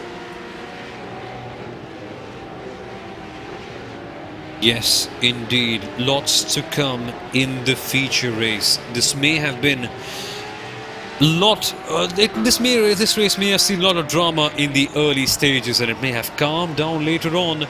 But what's yet to come is bound to be dramatic, to say the least. Now, speaking of dramatic, look at the front of Justin Tipton's 911. I don't think that damage was there the last time we had the camera on. If you look at the front bumper, apparently the front bonnet, he's had a little bit of a prang somewhere. And interestingly, that time is just sapping away. Now, he will still take the race victory, but there's been some sort of scare there for Justin Tipton. So he'll just be limping this 911 over the line for probably not his most triumphant of victories all of a sudden. But he will get the victory nonetheless and still get that start in 11th place for the feature race. So round he comes then. Number 2, Mr. Pink Wheels, Justin Tipton takes the win here in the Consolation race at Montreal. 20 minutes all his own here, winning by 7.7 seconds of 8. Oh my goodness me, start again, Peter. 7.7 seconds. Yikes. So apparently the chat says that Tipton had a spin, but even with that spin, hey, he's got a good margin, but I'm sure the Tipton will be spin and win. Spin and win, yes. That's the gentleman's set. Forget pole and the win. It's a spin and win is the real gentleman's set. Yeah. That was 1987, right? Indy 500? It could be, yes. I bow to your superior knowledge, Soumil, of such things. As Dane Baird has to serve a slowdown penalty there coming over the line, but still takes 4th position in his number 36 Kairos competition machine. Here comes Jacob Robotham in 6th place in the number 7 car in that wonderful grey, black and blue, almost Dempsey Proton-esque colour scheme. And the 911 machine of Carson Van Eyck coming across the line as well. So after an absolutely chaotic Consolation race, this is how they finished. Justin Tipton for RaceKraft Esports wins by 6.5 seconds in the end from Alan Powell. Martin Donati rounds out the podium for the Consolation race in 3rd for Cast. 4th was Dane Baird. 5th was Mark Jones, followed by Jacob Robotham, Carson Van Eyck, Martin Spalek, Ivo Laubscher, Joshua Ali Kisgaila, and finally will be Clement Andriot and Justin Rem. So Clement and Justin not making it through to the feature race. So our drivers out just for a very quick warm-up before we get going in the feature race, while we get the chance to have a little bit of a cool down, Soumil. We do indeed, and it turns out 1985 Danny Sullivan, spin and win, and that's the one for Tipton. There you go. Who needs Google search when you have the YouTube comment section? That is when you get all the knowledge and more there as well. So thank you very much indeed. Can we give that person a shout out, Soumil? Honestly, I actually did a Google search, to be honest. So Soumil Arora, there you go. Very good indeed. Of course, that is the proper gentleman set, getting the spin and win. So it looks like, Soumil, we're going to have another showdown in the sun, or in the sunset at least, between Maxim Ramstein and Alexander Tabe. And from what I could see, there is nothing to separate them. Of course, as usual, they were in 2 separate heats due to them both qualifying at the top. But I tell you what, I can't tell them apart right now. It's going to be interesting to see how they fare in this one.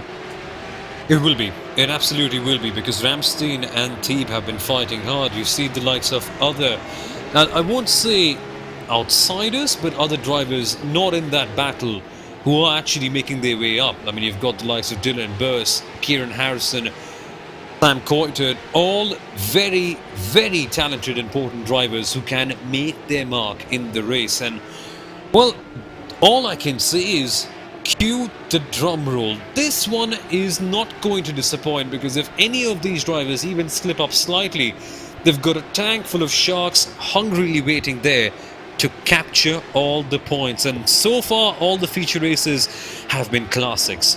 What can Circuit Gilles Villeneuve offer us right here? Well, if it can deliver exciting Formula 1 races, this will be a walk in the park as well. And Alexander Teeb, I think that the thing with motor racing in any form of sporting competition is he would have really been reeling about that little tiny mistake which cost him the victory at Interlagos. Of course, as you said earlier on, he still got a good finished on the podium, but just that tiny mistake, that really would have grated on him. But of course, I think that would just, instead of doing 3 hours of practice, I bet you he's done 3.5 hours a night this week, because he'll want to really settle that score back again. And that's what we love about a championship battle in any form of competition, and it's no different here in the PorscheSport.com Carrera Cup. And this is how they line up then for the main feature race of the event. Alexander Teeb starts on pole position for Team Redline, ahead of his championship rival and championship leader as it stands, Maxim Ramstein for HM Engineering. On the second row of the grid will be Dylan Burst and Maxim Ramstein's teammate, Kieran Harrison. Row 3 will be the man from Gavel, hopefully not in the gravel, Robin Osland in the 44 Go Team Racing Porsche alongside Espen Erlandsen. On row 4 will be King Hippo himself, Ryan Parkins in the 225 PorscheSport machine, alongside Pascal Costa, who we know has hot pace in that car as well. On row 5 will be Quentin Violati and Hugo Gallo, with Quentin's arch nemesis Sam Coulthard starting from 11th, and joining him on row 6 will be Thomas Goldelion. On row 7 will be Artem Grabau, the lawmaker for Wild Animals, alongside Hendrik Lichtenhagen, with Tobias Meisel and Lewis Ward on row 8. Row 9 will be Jose Manuel Padin and Gavin Halls. Row 10, Tristan Martz and Kirill Kolobuksov. And row 11, my apologies, will be Justin Tipton and Alan Powell. And row 12, Martin Donati, Dane Baird. Mark Jones and Jacob Robotham will line up on row 13, with Carsten van Eyck and Martin Spalek on row 14. And finally, Ivo Laubscher and Joshua Alsgaskaila will round out our 30 cars for this 30-minute feature race. Nice and symmetrical there. Alexander Teeb on pole position for the second time tonight. Can he get a perfect launch and break away from Maxim Ramstein? I doubt he'll be able to break away, but who will win this one? We shall find out in 30 minutes' time. We wait for the lights to illuminate, and we will be about ready to go here at Montreal. The drivers engage their launch control, and we are green, green, green here for the final race of the PorscheSport Carrera Cup here at Montreal, and it is an absolute train. Oh, goodness me, what a start from Alexander Teeb, and Maxim Ramstein has to go second fiddle there with Dylan Burst now in third place. And we've got the number 15 car of Tobias Meisel. He spun the 97 of Lewis Ward has spun as well. Mark Jones is off, so it's more action at the Senna chicane. Ah, dearie me, shades of the Consolation race being seen yet again. Thankfully though, not the entire grid being taken out, just a couple of drivers, and it is a big blow for them. And in fact, Martin Spalek from the Consolation race has also found himself facing the wrong way round. What has happened at this circuit? Do we have an oil spill or something? Well, you would think so. I think it's, well, certainly these cars on cold tyres, cold Michelins, they may as well resemble an oil spill because it is just like driving on ice. You've really got to wait for the car to come in. Oh, a big crash. I think that's Gavin Hall's off in the 38 PorscheSport machine. You see the 26 car there as well of Alan Powell off. Got a lot of drivers off there as well. We'll try and keep you up to date. Justin Tipton, Mr. Pink Wheels. Gavin Hall's towed back to pit lane. My goodness me, this is big action here. So let's see what triggered this mess off. So that is Gavin Hall's. We can confirm not Ryan Parkins. As they head down through, in between the trees here, down the straight. And it just seems like, oh goodness me, and the 55 car there of Hendrik Lichtenhagen moves across on the brakes and then whack! Oh my goodness me, it's just a car park there. I don't even know where you begin. You have to watch that 10 times and commentate it on 10 times, Soumil. Exactly. How many upside down Porsches have we got today? Let's actually keep a count. We've got one, we've got two it is then. We're taking a look at the start yet again. Ah, ha ha ha ha ha, man. This is just painful to watch. Well, that was like an accordion there as well, and when they all squished together, there was just not enough tarmac to accommodate all of those cars, and well, that just caused one big, massive pile-up there as Robin Osland hit big problems. He's dropped back to 12th place in the number 44 machine, perhaps serving a slowdown penalty as well, but Gavin Hall's getting involved in another accident, so not good news for the Vampire in the number 38 machine. But his teammate, Ryan Parkins, has got off to an absolutely golden start. He's in 9th place right now in the 225, but he's got, oh my goodness me, has he got company. He's got the Lawbaker, Arten Grabau in the 43 machine, and the 23 of Hugo Gallo as well in the car tribute machine. Well, this is, Ryan Parkins gets a good exit there out of the hairpin, and he's flashing his lights. I don't know who he's flashing his lights at. Just fancies giving them a flash, just checking it's working. It's working all nice and fine. Maybe he's flashing at us, Soumil. Maybe he's listening to us. Hi, Ryan. Well, hello, Ryan. We hope you're having a good race. With all the other drivers behind, if you keep them through, well, it's going to be even sweeter. Let's call it that way. Artem Grabau then has fallen back a little bit. He is looking for a lunge. So the outside line is what he chooses. Shuts it back. Door-to-door action yet again, Peter. Oh my god, this is getting close. This is getting close. Side by side they go. The Wild Animals car has his snoot ahead, and so he gets the position in. Yeah, brilliant stuff. And do you know what? Brilliant respect from both drivers there at the Senna chicane. Both avoiding, not giving any quarter at all, but so accurate and not causing... Oh, have I cursed it? Yes. Oh my god, I'm so sorry. Oh dear. I was just like, oh, they're just avoiding contact, and what happens? Contact. That is the purest commentator's curse of the week. I'm so sorry. Well, we've all been there. We've all been there. More infectious than a certain bug that's going around right now, should we say. Well, I don't know if Montreal has a lot of bats, but certainly... Oh dear. Well, there's certainly been a lot of battering around, let's call it that way. There's been plenty of that. 25 minutes and 27 seconds to go in this motor race, which, if you've noticed, that is my diversion tactic when I drive us off topic. Oh, we've got another car park.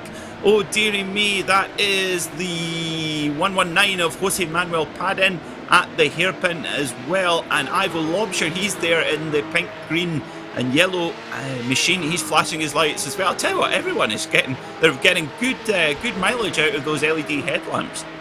Yeah, they've been flashing around all day, and they've literally been the only source of light for quite a few drivers, because for them they've just been embroiled in a perpetual state of darkness with all the crashes that have happened around here. And we kind of expected that, didn't we? Because Circuit Gilles Villeneuve, street circuit, maybe wider than the other normal street circuits, but it is still something so deadly and dangerous. And Ivo Lobsher, who had a torrid start at the start of the Consolation race, is here, putting away all the gremlins from that one. P23 is the position where he is right now, and that interior, well, it seems like a good old disco party in there. Oh my god, he gets close, doesn't he? He gets close. He is putting his nose down the inside.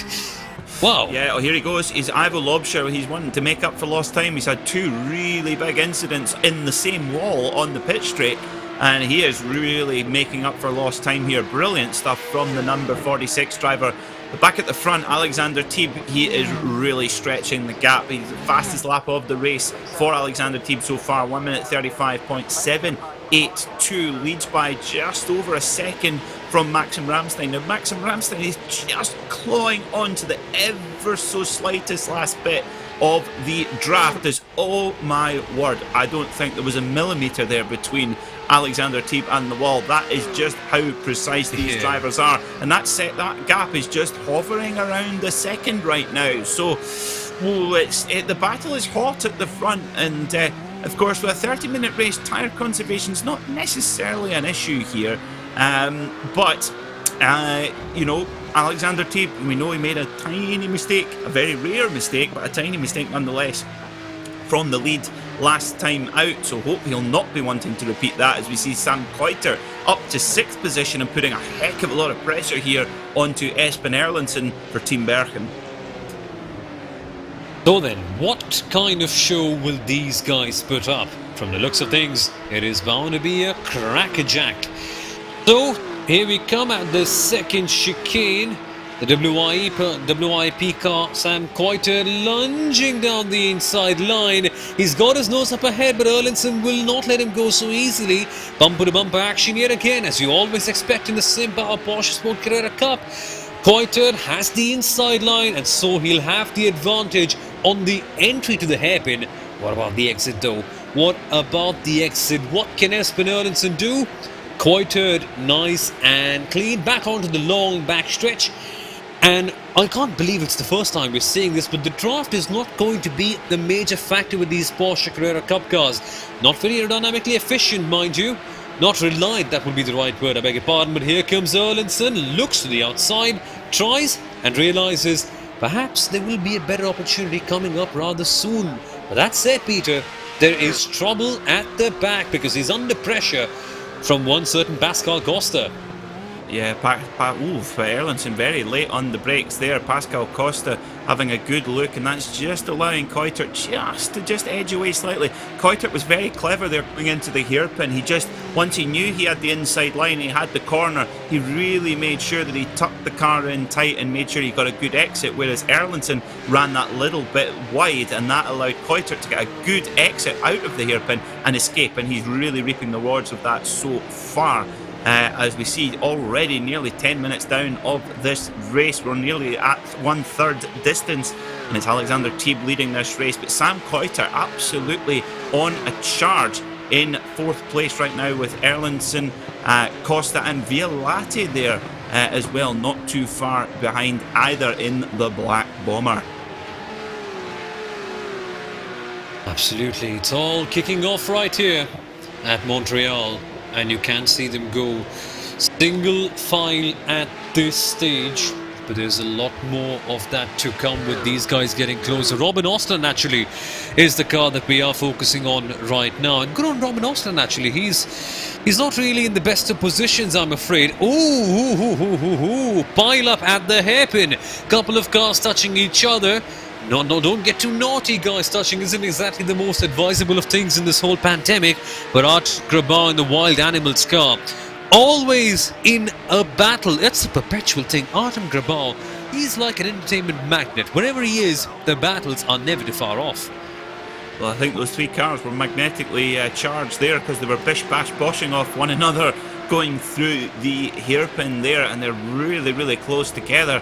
We see the number 55 car there of Hendrik Lichtenhagen defending very hard indeed, but when you've got your mirrors full of Artem Grabau in the Wild Animals machine, you know you're going to have to be defending very hard indeed. So you see Gavin Hollis has not got back out on track. He's 5 laps down, he's still sitting in pit lane waiting to get that damage repaired.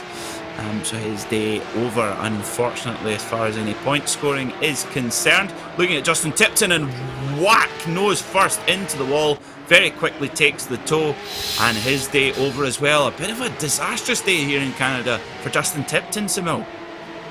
Yeah, Tipton normally is a driver who you kind of link great deal of success with, because he's a part of the RaceKraft esports team, and those guys are utter professionals. And so is Tipton. He's been a star throughout this championship. But that day right here, this day in fine, I beg your pardon, has just been a little too hectic. A little too hectic for everyone involved. So Tipton also getting caught out with the same. You can say he won the feature race, but he got damaged towards the end. And if that isn't symbolic, I do not know what is. Interestingly, Sam Coitard is there in P5. Actually, you had something to say, Peter, I beg your pardon. So you're right, but it is absolutely. I think we're about to say the same thing, maybe. Sorry, I just got a little bit of a fright there, because Kieran Harrison just rubbed the wall there coming out of the Wall of Champions chicane. And yeah, Kieran Harrison in 4th, and I think it relates exactly to what you're going to say about Sam Coitard in 5th. Exactly. We kind of have great minds think alike. We're both right. Let's call it that way. Oh yeah. I was actually coming back to Sam Coitard, but since you pointed that out, I'll actually go to something different. Let's actually speak about Kieran Harrison. And one thing I had in mind about Kieran Harrison was that he was an absolute freight train in Imola, demolishing everyone he saw. And not in a bad way, not like Pastor Maldonado, what people would associate, but somewhat like a steamroller, just going past them with such great speed and conviction. I remember especially the second to last corner at Imola. I cannot get the car braked up properly for that one. This man right here went around the outside of 2 people at that turn. Jaw-dropping stuff. So right now, Kieran Harrison finds himself in P number 4. Not too bad of a place if you ask me. But there's more in the tank. That is something that we all can assure you here. Absolutely. And at the front, Alexander Teebs still just managing that gap, stretching away, really asking a lot of questions of Maxim Ramstein. I'm sure Maxim Ramstein will be absolutely on the limit at the wheel of that HM Engineering machine as we see this midfield pass. Midfield, this is pretty close up to the front. Espen Erlandsen in 6th, Quinton Violati in 7th, Sam Coitard in 5th there with the bright pink wheels, and this is going to be impossible to call as we head through the Senna chicane, where it's been really one of the hot spots for action today, Soumil, here at Montreal. Oh! Oh my god, Grabau again. The lawmaker is off the track, and oh my goodness me, having a big old incident there, and oh, I thought we were going to have our 3rd car on its roof. Yikes. The Wild Animals team, they are quite astute operators, but on the track I'm afraid it's just been going slightly wrong for them. Riding on board with Colin Buksov right now, heading towards the chicane. You see them getting a little bit argy-bargy at the top. Ooh, that is a rough onboard. That is a rough onboard if there ever was. That would be a damaged windscreen and a bill of around 500,000 euros, because why not? Yeah, I don't think either of them were either making that chicane. I don't even think they were making the next corner either. They were going in far too hot there. I tell you what, Lewis Ward did very, very well indeed to avoid any incident there, because there was not much room to get through. And yeah, I can see how the guys in the Wild Animals team can't have taken them very long to think up of their team name. That's shots fired. Oh, Hugo Gallo, very wide, very, very wide indeed, and he has to yield there. Car just went on his inside, didn't quite catch who that was. This is getting spicy at the front here. Dylan Burse having to defend Kieran Harrison, who gets, whoa! That is a rare mistake. Put that one in the scrapbook, because that is a collector's item. You do not see Kieran Harrison make mistakes like that very often. So let's get another look. Looked like he touched the grass on the brakes, Soumil. Yeah, just going in really, really hot. Couldn't get the car slowed down. That's one of the big challenges with these cars. Loses a handful of places, and he'll have to really push hard to try and get back up the pack. Did he put a wheel on the grass? It's hard to tell there from that angle, but he definitely was looking like he was in a bit too hot. We've got a great slow-mo here, thanks to our producer, Hugo Luis in Rio. And just see a little bit of dirt. Oh, if he is on the grass, it's hardly anything at all. That probably just shows you just how much of a knife edge these cars are on. The steamroller has been Oh yes, he's on derailed. there. Oh, yes, he's got 75% of his rear Michelin on there, but just at the last moment, that is just a tiny mistake and a huge consequence. The steamroller has been derailed, and boy, the margins were ever so close. And that happens, you see, if you go on the grass or even on the curbs for that matter. On the curbs, your car does not turn. You end up going straight into the wall. When you're on the grass slightly, the rear end turns, and you end up going straight in the wall, quite like we're seeing in this replay right now. That's Jacob Robotham. Yeah. Jacob Robotham puts the number 7 car straight in the wall, and there's a lot of damage to that car. Well, that was just Montreal is really starting to bite now, isn't it? Some really high-profile casualties here at Montreal, and all this means is that the number 14 of Espen Erlandsen and the 28 of Sam Koiter, they are just edging their way further up the field as well. So they're now coming onto the back of Dylan Burse, who has taken quite a bit of damage there after that incident with Kieran Harrison somehow. Perhaps on the exit of the chicane. Now that could allow Sam Koiter. Oh, Dane Baird's off. Oh, dearie me, Dane, what's going on, buddy? In 16th place right now. What happened to Dane Baird in the Kairos competition machine? Doesn't look like there's much damage. So let's see what happened to him. We're coming down to the Senna chicane on the brakes. Oh, just gets in a little bit hot and thinks, oh, I'll just go down there, rallycross style. Yeah, that's fine. Yeah, I'll just have to slow down. Don't worry about it. Well, there is a lot to worry for Dane Baird, I can assure you that, with lots of points on offer. He just wants more and more of that, and that mistake doesn't help out. But hey, Pascal Costa, I'm not sure if I've seen him in the early races in this championship, but here he is with a bang. And that's not a harmful bang, that's a good bang. It's like a proper impact. Oh, he got very cosy he there, did rubbing actually doors with Violati as they hop over. And I tell you what, Violati, he will give back twice as good as he gets. And they just got into get very cosy going down the straight and then separated again heading into the chicane. And look at that. That has just allowed the 225 of Ryan Parkins, the King Hippo himself, to get right onto the back of this battle. And the one thing about Ryan is, in a battle, he is so smart. Just picks his battles at just the right moment. And he's watching these guys. I'm sure he'll be thinking right now, just thinking, I'll just let them have a couple of biffs at each other and I'll just be there to pounce when they inevitably have a little bit of a tangle. But Ryan Parkins up in 8th place right now, and we know that top 10 finishes are not given away for free here in the PorscheSport.com Carrera Cup. And, well, any top 10 is very hard earned indeed. My turn to have the obvious statement of the day, Soumil. We've been trading blows, and my turn for the obvious statement as well. Mark Jones is not facing the right way. That shouldn't be there. Okay, time for a replay then. I'm guessing it's something to do with the chicane, so he's all on his own with the 77 car. It's a beautiful design, but doesn't look beautiful when it's in the wall quite like that one. Crikey, those curves are high. Just about as high as Diego Maradona on a football pitch once in a time, but hey. Oh my.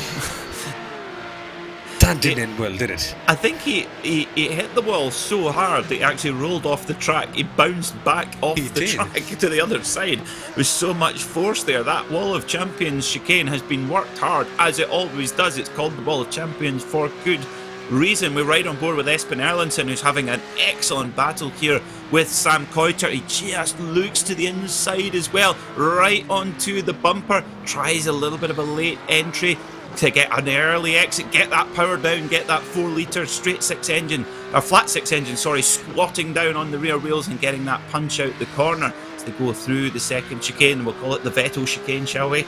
And Erlandsen, I tell you what, he's trying to work really hard to keep up with Sam Koiter here, who's pushing on.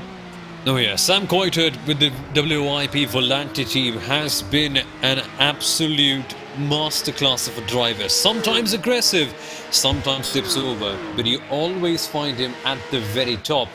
And I've seen quite a fair bit of him in the Alcantech Formula Evo Championship, and he knows what he's doing. He's a driver with immense confidence, but so is Espen Erlandsen, and he is always there. In fact, Sam Koiter, Espen Erlandsen, and one familiar Dylan Burse and Quinton Violati, these 4 drivers are always there or thereabout next to each other, as we see a slight lock-up for one of the cars at the hairpin.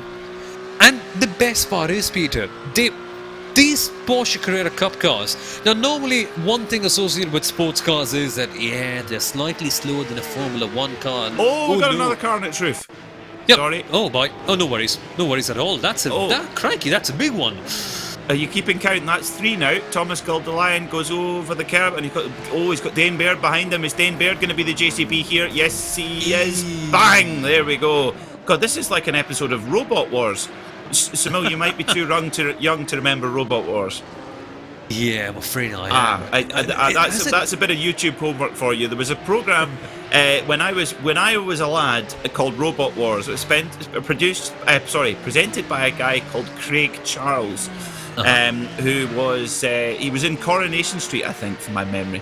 And anyway, he presented this program called Robot Wars, and I'm not even going to try and explain what it is. I'll just send you the YouTube link, and you'll see why when I show you it. But anyway, Robot Wars involved cars flipping each other over, so that's where the link comes from.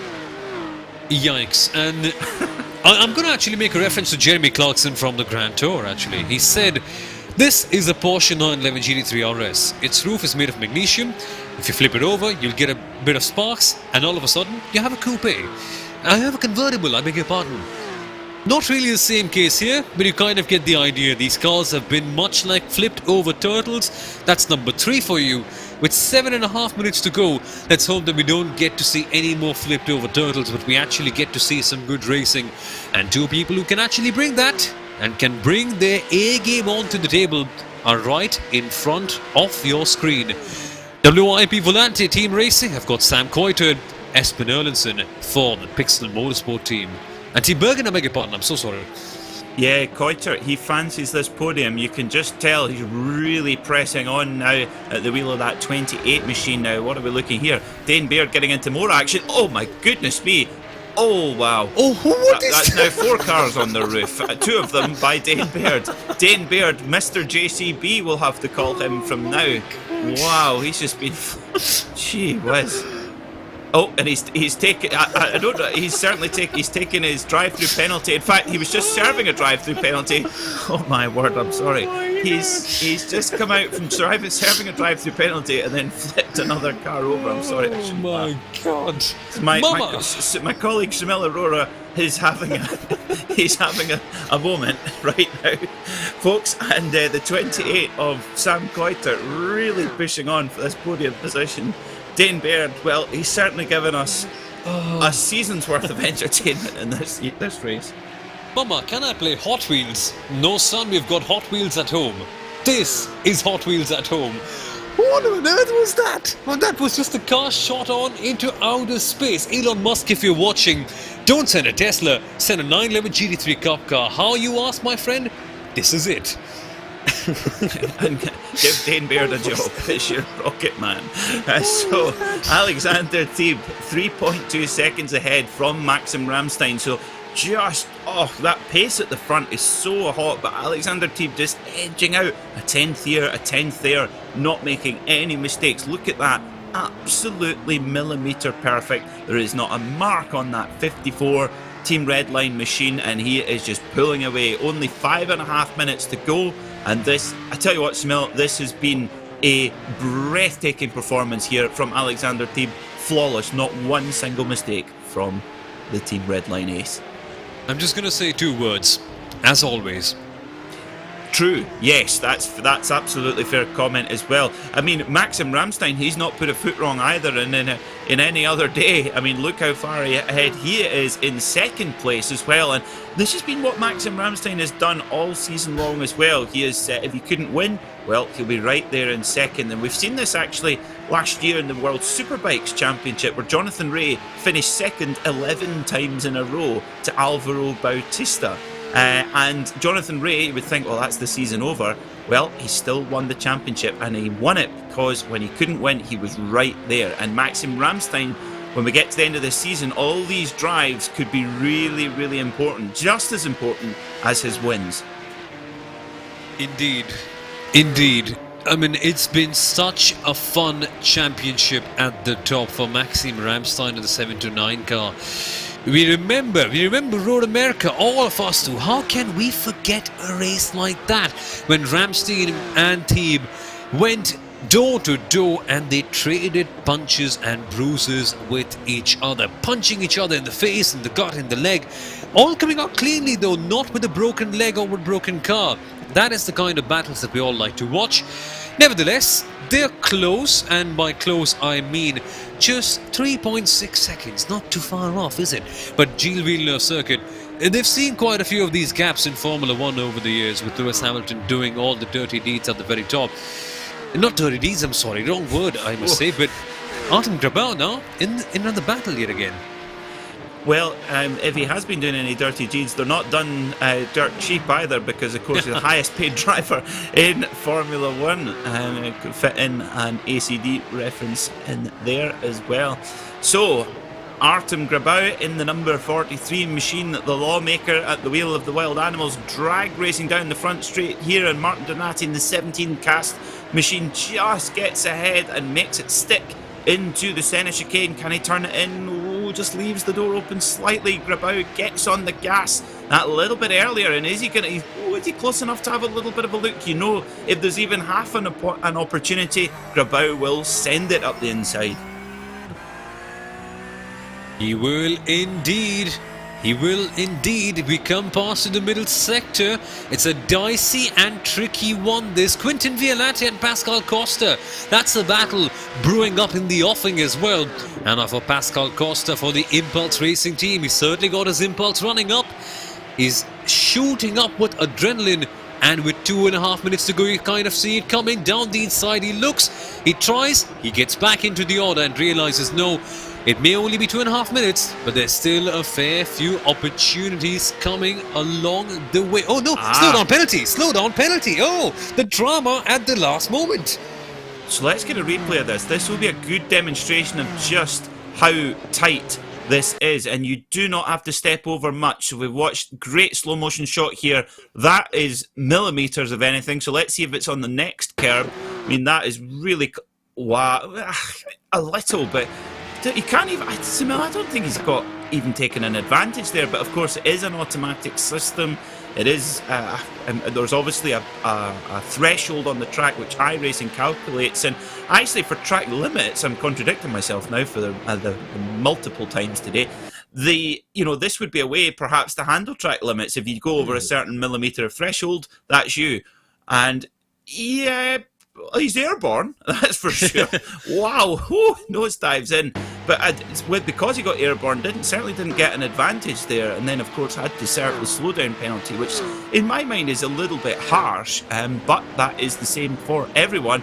And you mentioned the word opportunity there. We talked about Ryan Parkins. He has taken that opportunity and taken that spot. Quintin Violante has escaped, but Ryan Parkins, he has taken that spot, and he's not going to give it back to Costa in a hurry, that's for sure, with only 1 minute to go. Time flies when you're having racing action as fun. I can't even remember what, it just seems like 2 minutes when we had the start of the first heat race. And that's the kind of action we've seen. Sam Coitard. Has he got a drive-through penalty, or is he just boxing for repairs? I think he's boxing for repairs, Peter. He's going to the slow lane. This is bizarre. This is very bizarre. Number 28, Sam Coitard, he's on the brakes. He comes in. Oh, fuel. Oh, it could be fuel. Oh my word. Oh my god. Oh my dearie me. Oh. That is jaw-dropping. That is mind-blowing stuff. Sam Coitard, one of the main contenders for the top 5 positions in this championship, has miscalculated his fuel. I can't believe it. Oh my word, that is a really, really big error there. WIP.com, whoops.com. Well, that is what a dramatic end to this race as we're on the final lap, and Alexander Teeb, no fuel problems for him, for the Team Redline driver, as he heads up the Casino Straight for the final time of what has been another flawless performance indeed. Comes up to the wall of champion chicane. He's flashing his lights. We will allow him that. That is the honour of the race winner. Gets to flash their lights till their heart's content. Hops over the curbs for the final time. And Alexander Teeb is your winner here in the PorscheSport Carrera Cup, with Maxim Ramstein right behind in the number 729 HM Engineering machine. And in third place, Dylan Burst, number 68. Espen Erlandsen, number 14, in 4th as we see, a mistake from Lewis Ward there on the last lap. The number 97, the Englishman, just makes a tiny error there behind. I think that was Sam Coitert recovering from his fuel stop. Robin Osland there, not the best feature race for him, but gets the car over the line, and there's Kieran Harrison there too. So, well, certainly a dramatic end to that race, Soumil. Dramatic indeed. Dramatic with great proportions. Dramatic in 100, that's what the internet chat would call it normally. And, boy, what can I say? Street circuits, we know they bite, we know they're twisty, they're agonizing at times, they force the best out of you because the margins for error are so low. But this was something else, wasn't it? This was just drama everywhere. Good to see the Wild Animals car also cross the line in the midfield, so they'll be getting a fair few points along. And it's heartwarming to see teams like them get good points, because normally they've sadly been involved in lots of crashes, lots of accidents. So just to see them come across the line and gain a few points is very heartwarming. You want to see everyone score points. It isn't something like communism, but it's something very heartwarming to see everyone get their due and get their fair share of points in the end. But at the top, wow, Alexander Thieb, I am getting even more impressed by this man after every round passes by. He has been a steamroller, let's call it that way. He has, and he will just, of course, Maxim Ramstein came into this round with a slender championship lead, but that will close up too. Well, they will just be neck and neck going into the next round. Alexander Thieb takes the win then by just 3.5 seconds from a very impressive Maxim Ramstein.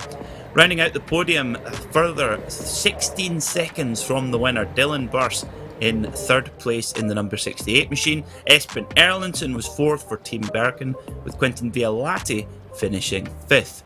Ryan Parkins, the King Hippo, his very best race of the season in the 225 PorscheSport.com machine, finishes in 6th overall. Great drive from him.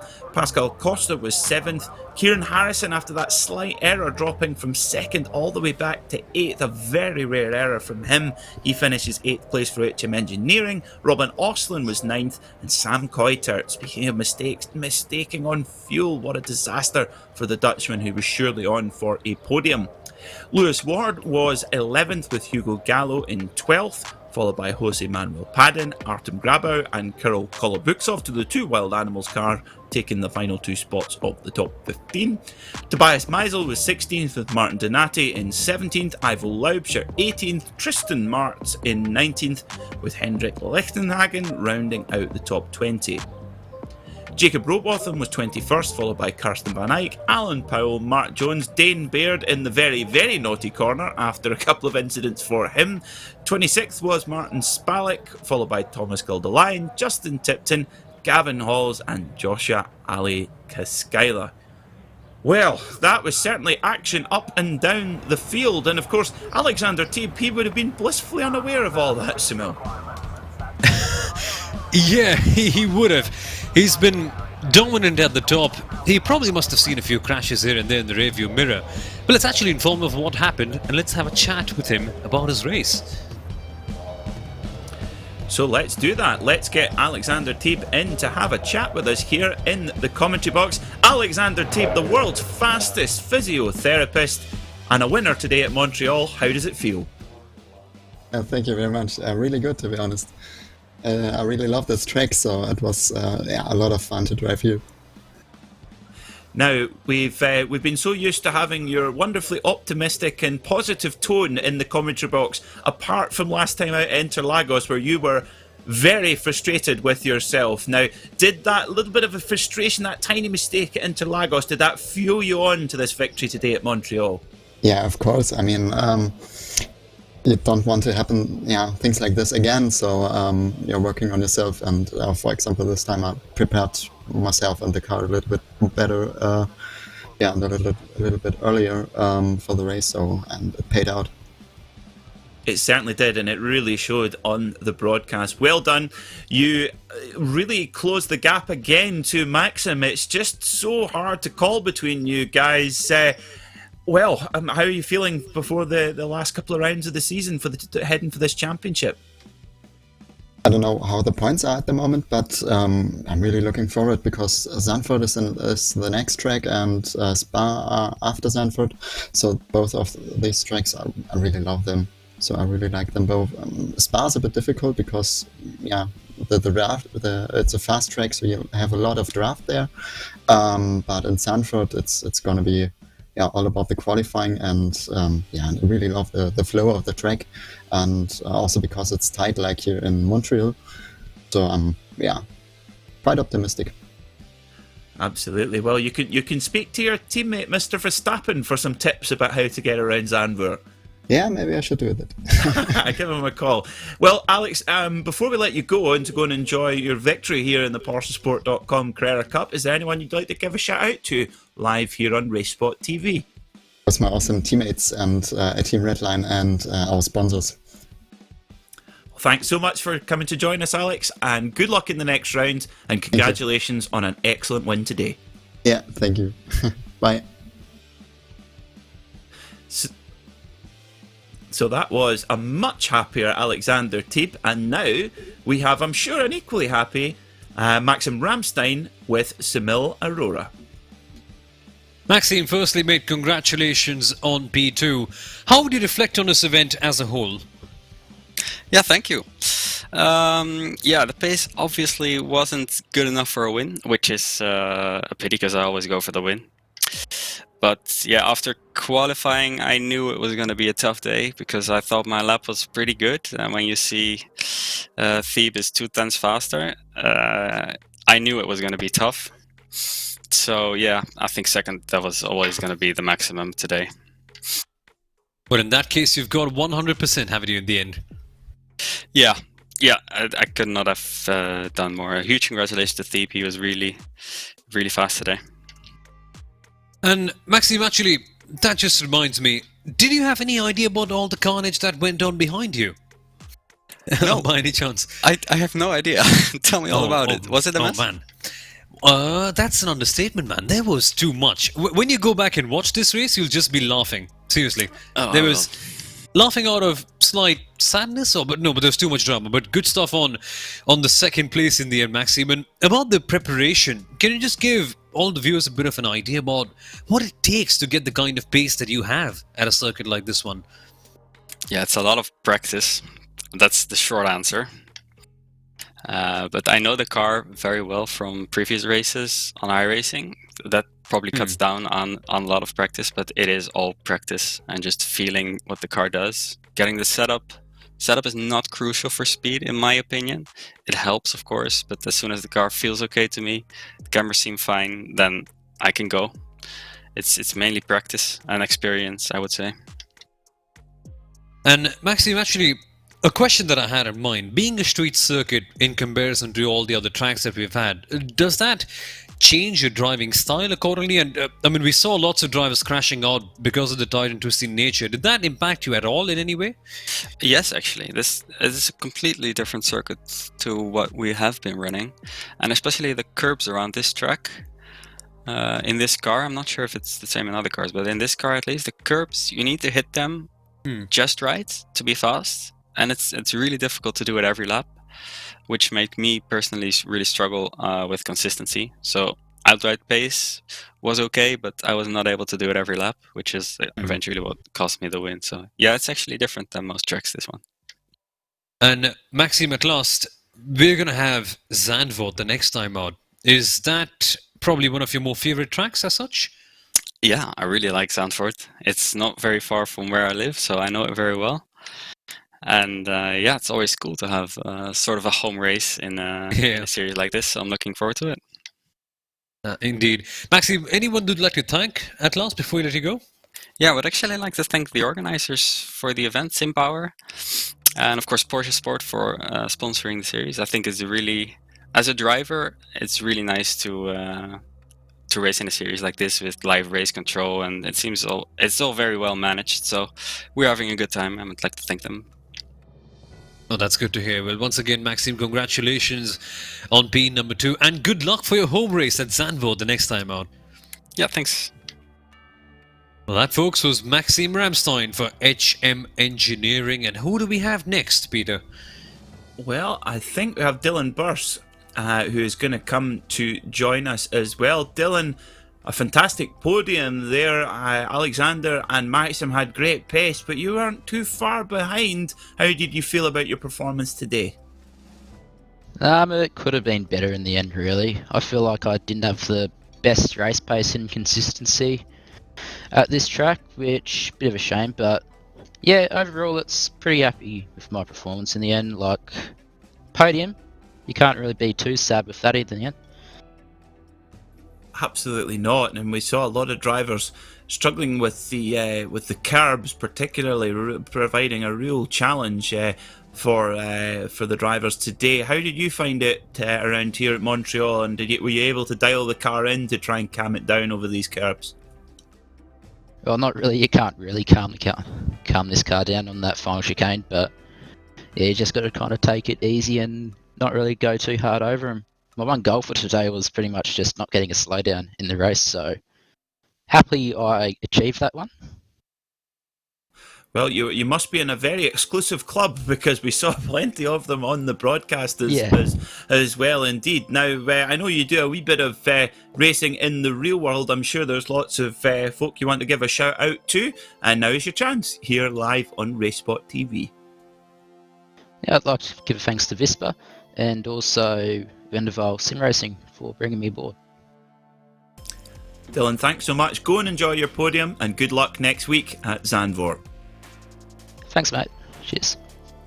So we have one more special guest here. Now, normally we stick to podium finishers, but we have Dane Baird coming to join us, Soumil. And I think we deserve to give Dane the floor after he's in danger zone of getting the nickname the JCB for flipping everybody over. But Dane, now is your chance. Now is your chance to defend yourself, because I believe you have counter-argument. Yeah, that was interesting, that feature race. The Consolation was very interesting because it all happened behind me in my mirrors, thankfully. I was busy looking in my mirrors like, what's going on there? But the feature was going well. I had a bit of a mistake at the beginning which set me back. I was looking forward to a good battle, and then all of a sudden got a good run on the guy ahead. It was Thomas, and then he lost control of the car. He went a bit loose and slammed on the brakes to try and save it. And so I just rear-ended him, and he ended up flipping over all over the place.